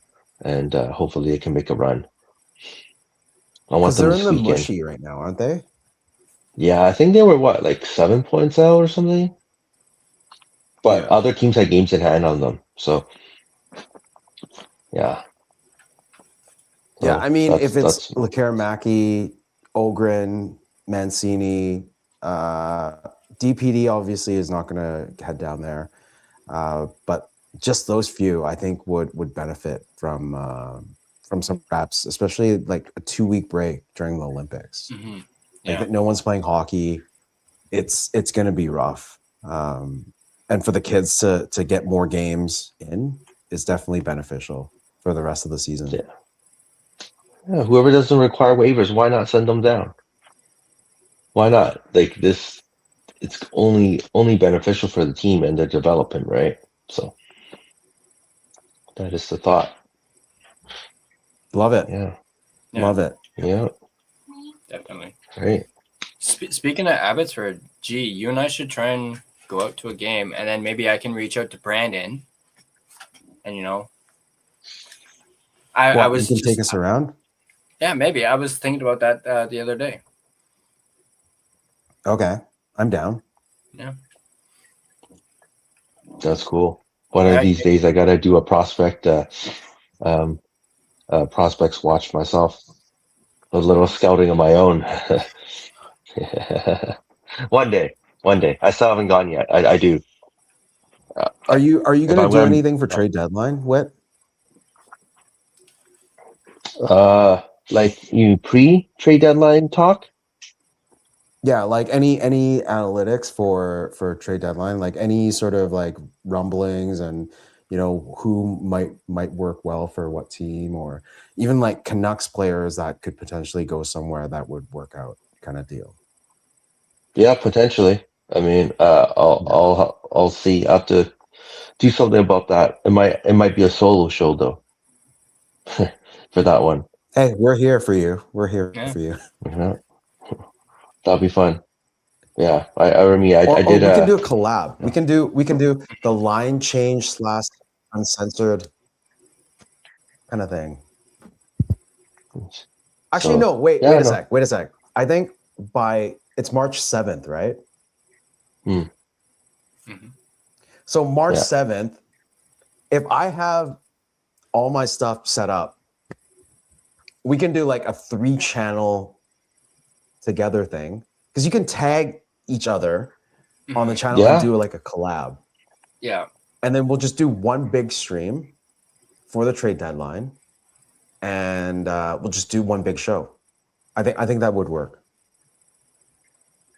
Yeah, and we can share it to our each of our channels too. So whichever one is the main one that's, you know, showing it, you can share it to like the line change or uncensored, or because I always see that option whenever I'm in on Clay's for open house. It says, you know, stream to your audience. You can just click that button and it'll instantly go to your YouTube feed. So yeah, I'm down.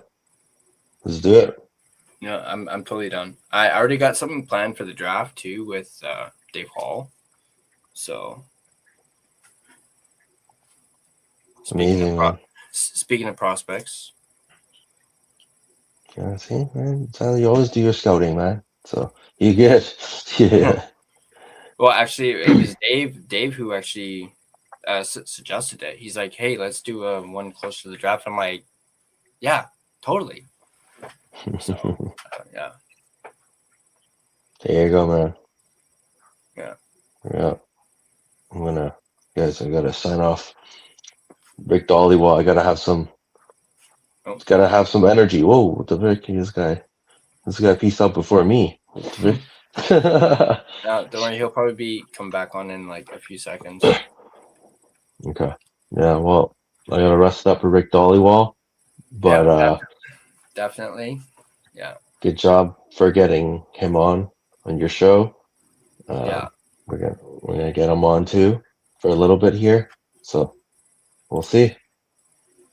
Yeah. No, I think G just didn't want to be in the middle anymore. I think. But, you know, like I already told you and Jordan, I'm really happy for you guys. I actually wanted to talk to Dolly myself and be like, hey, you know, I have these friends who really want to get you on their show. Yeah. I unfortunately didn't get around to actually asking him, but that was my intention, was, you know, have him on and then, you know, try and, you know, plant seeds for you guys. But I'm glad you guys were able to reach out to him. So yeah, I'm very, very fortunate. So we'll see how we can do tomorrow. yeah, I have no doubt you guys are gonna do great. But I guess now I kind of got to start looking at Elliot Friedman now, because I've kind of set the bar. Bro, if Clay hasn't gotten Friedman, I don't know if you can get Friedman yet. I just like I told you with Lawrence Gilman earlier, he's on the dream category. But never say never. I had Matt Sakaris on the dream category too, and G was able to get that for me. So yeah, I think Matt's very chill. So yeah. I think it's yeah. Like I met him at one of the watch parties, which I actually invited Jordan to come, and he had other plans, or he had other yeah. So he couldn't make it. That's why he actually said yesterday he was asking Tyler about it. And I think it's a great way to connect with a lot of the Canucks Army media guys. Yeah, and definitely. Some of the, you know, like Matt Sakaris, you got Quads, you got Harmon, Dial, and you also got J-Pat. So Irf is there too usually. Yeah. So if you're able to do that, you know, those are already a handful of good Vancouver local media that you can talk to, right? Well, that's the next step for me. I've been wanting to go to those parties whenever they advertise them. I just can't make it happen on those days. So I'm going to try to be ahead of the next one. I want to go there. The last one was on your birthday, so you know. Right, you know, like, I even didn't go. I went to your birthday, but I didn't go to the watch party. So yeah. That one in particular, it was because they had one like literally like a few weeks prior to that, and then this one came up super fast. I was actually even surprised, because Alvin usually messages me when they announce it. He's like, "Hey, you know, you going?" And I'm like, "Duh." Thanks for letting me know that when it is and whatnot. But I'm always you know, scouring to see when they announce the next one. But yeah, I think Harms mentioned like closer towards maybe the end of the season. They might have one for the Olympics, but I'm not 100% sure if they're gonna do it. But if I see I wouldn't be something, surprised. I wouldn't Yeah. be surprised. I mean, if they make it, if Team Canada makes it to, semis or even like I don't know if they'll do the gold medal game, but it'd be around, semis. They might do something. yeah. Yeah. Well, yeah, Harm said that too. He's not sure if they will do one, but could be a possibility. But yeah, if I hear something, I'll forward you guys the details if you guys want. Appreciate it. Mhm. Yeah, man. Yeah. I'm gonna head out. Yeah, get Take care. Good lots luck of rest, tomorrow. man. Yeah, good luck tomorrow. Make sure you Well, have today you have the today, right I guess. questions.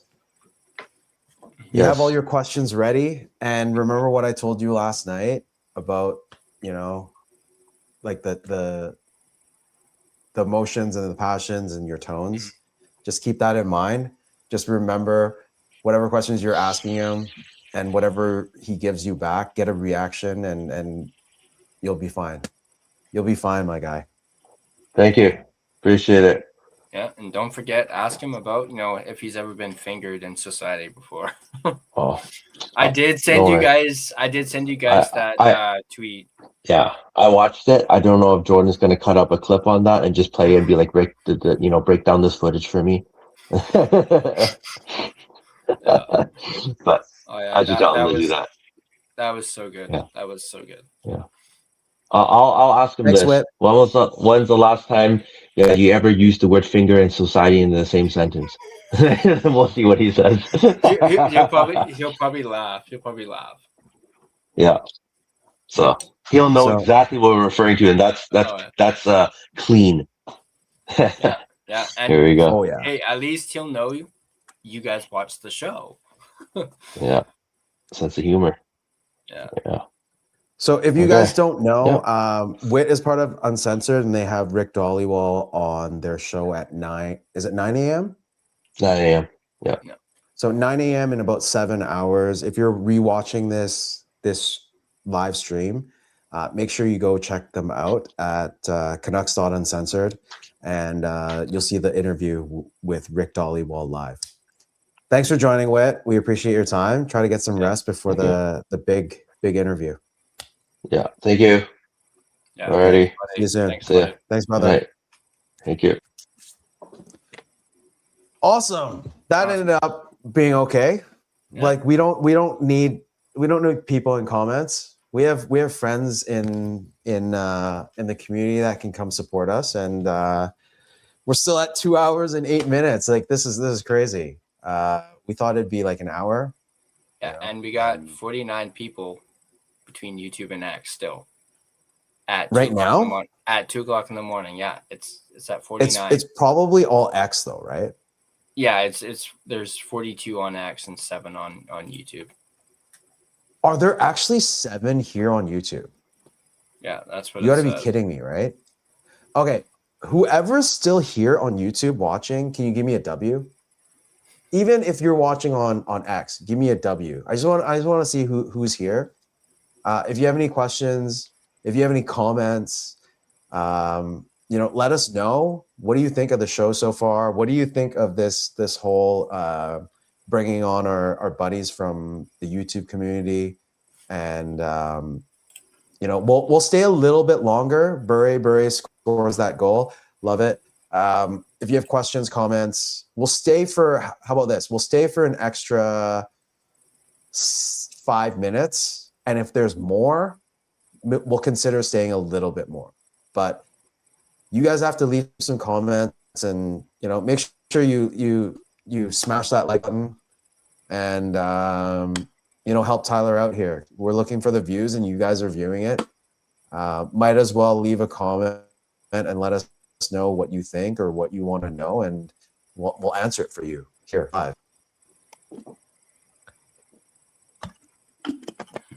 Yeah. All right, so we Come on, already got Tyler. that. We Show your already got magic, that man. W. But yeah, I guess we already kind of covered the game somewhat, but here. We actually didn't cover the game that much because we sporadically talked about the game. and it's against the Leafs. I mean, it was a good game in general, but they didn't win, and it was a given. I thought they were going to win.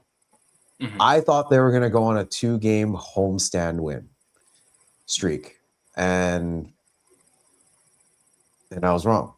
So I admit that, but I mean, they definitely had a chance to win it in OT. Like that Garland chance, man. And if PD's trip was called, actually, you know what? I take that back. Even if they called that penalty on our team Bambi, they wouldn't score on the power play. No, so they would be too busy pass. Yeah. Yeah, I guess so that's I guess that's another thing too. There was no power plays in this game. Like at all. Which is an advantage to the Canucks. Yeah. But yeah, you mentioned PD. I mentioned this in our CCC group chat because I was, closing and listening to the game at the same time, and then would, occasionally like peek over at my phone. And I saw PD stumble 3 different times in overtime, and I was just like, "What the fuck, man!" Like he dropped his stick too. Yeah, that's the point where he dropped his stick and started like stumbling. Yeah, it's like forget about Bambi. He's fucking Stumbleina. Like, dude, put some meat on them legs and put some 13 kilos into your lower body so you can stay upright. Like, he would barely get shoved and he would be like, ugh. It's like, what is wrong with you? It's too late for that mid-season, so. Well, yeah. But yeah. Okay, you got 2 more minutes, guys. 2 more minutes, and we're going to call it a show. If not, unless you leave a comment of some sort or questions. We're both tired. Tyler had a full shift, and I had a very entertaining night. I mean, I got a really great interview out of it tonight. I feel like every time I go to a Canucks game, I find someone that I'm able to interview and they have some sort of good insights. So I'm really looking forward to sharing that with everyone. And hopefully, some of that positivity brushes off to all of you and you'll have a better experience with what the Canucks are going through right now.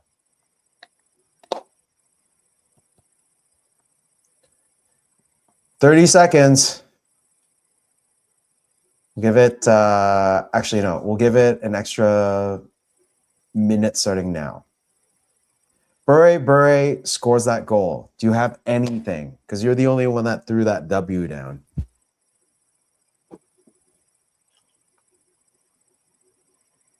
Yeah, we're still at 8 on YouTube. We're at 52 now between the two. Who is on YouTube just watching but not saying anything or not even commenting? Ask a question. Seriously. Would definitely appreciate it.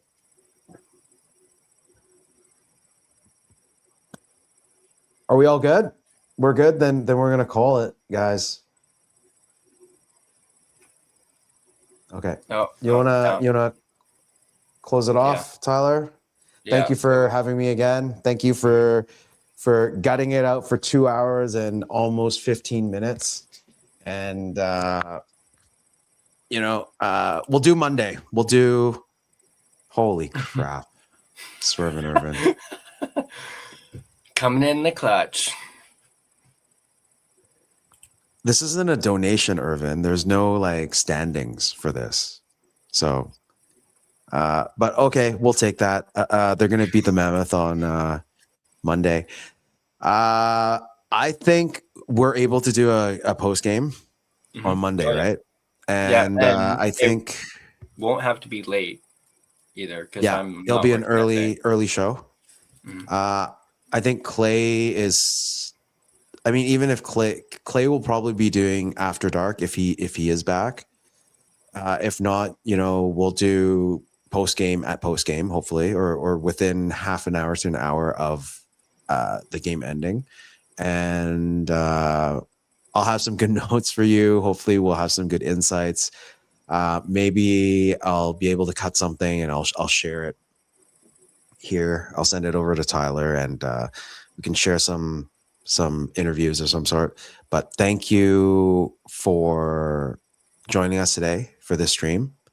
And we appreciate your time. We appreciate the effort that all our guests showed up.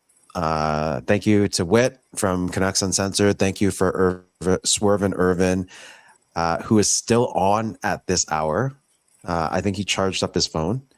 And we'll see you all on Monday post-game. And I'll pass it on to Tyler.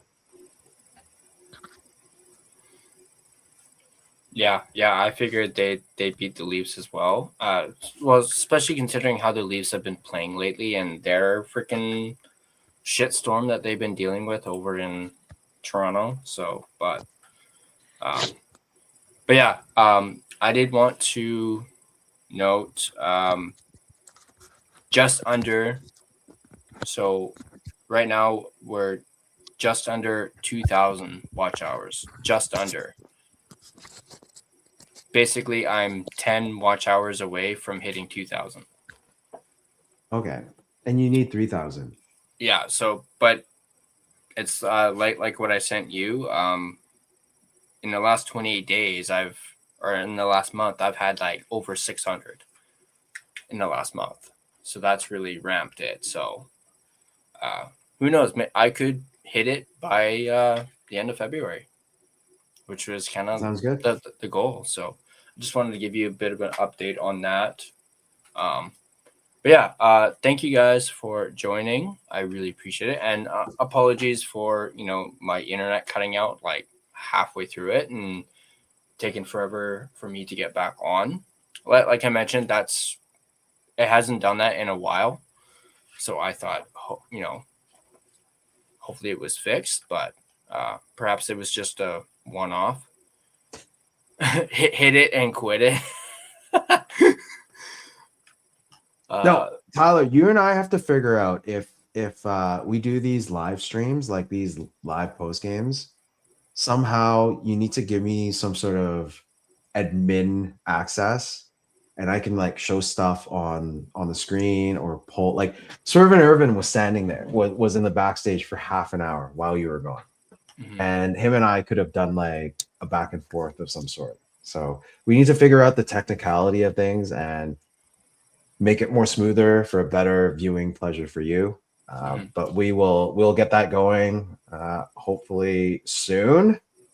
But yeah, let's call it.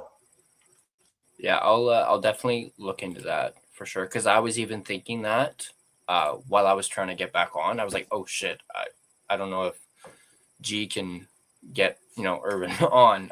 But yeah, thanks once again, guys, for showing up and I guess showing out too.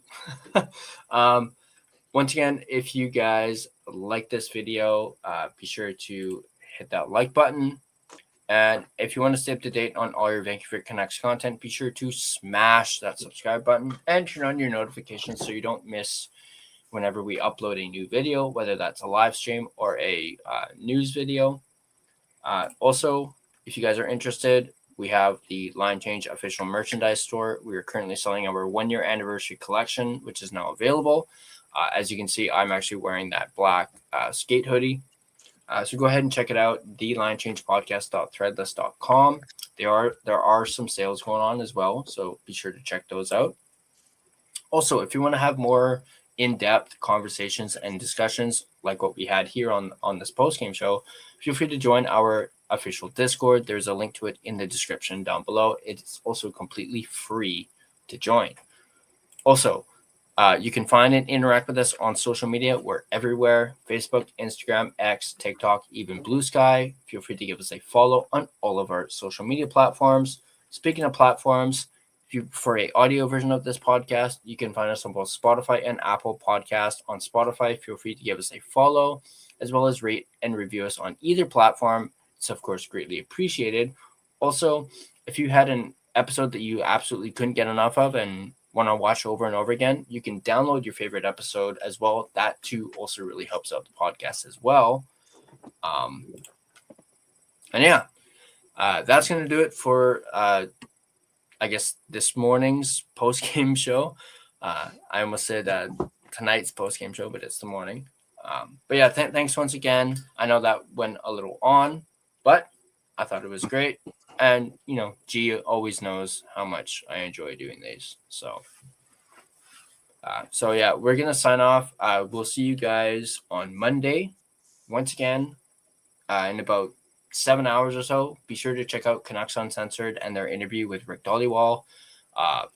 I'm definitely going to at least catch the replay of it for sure. But yeah, definitely check that out. And I'm sure it's going to be a blast knowing Jordan and Whit. So definitely check that out. But yeah, any parting words, Gerald, or is that nope?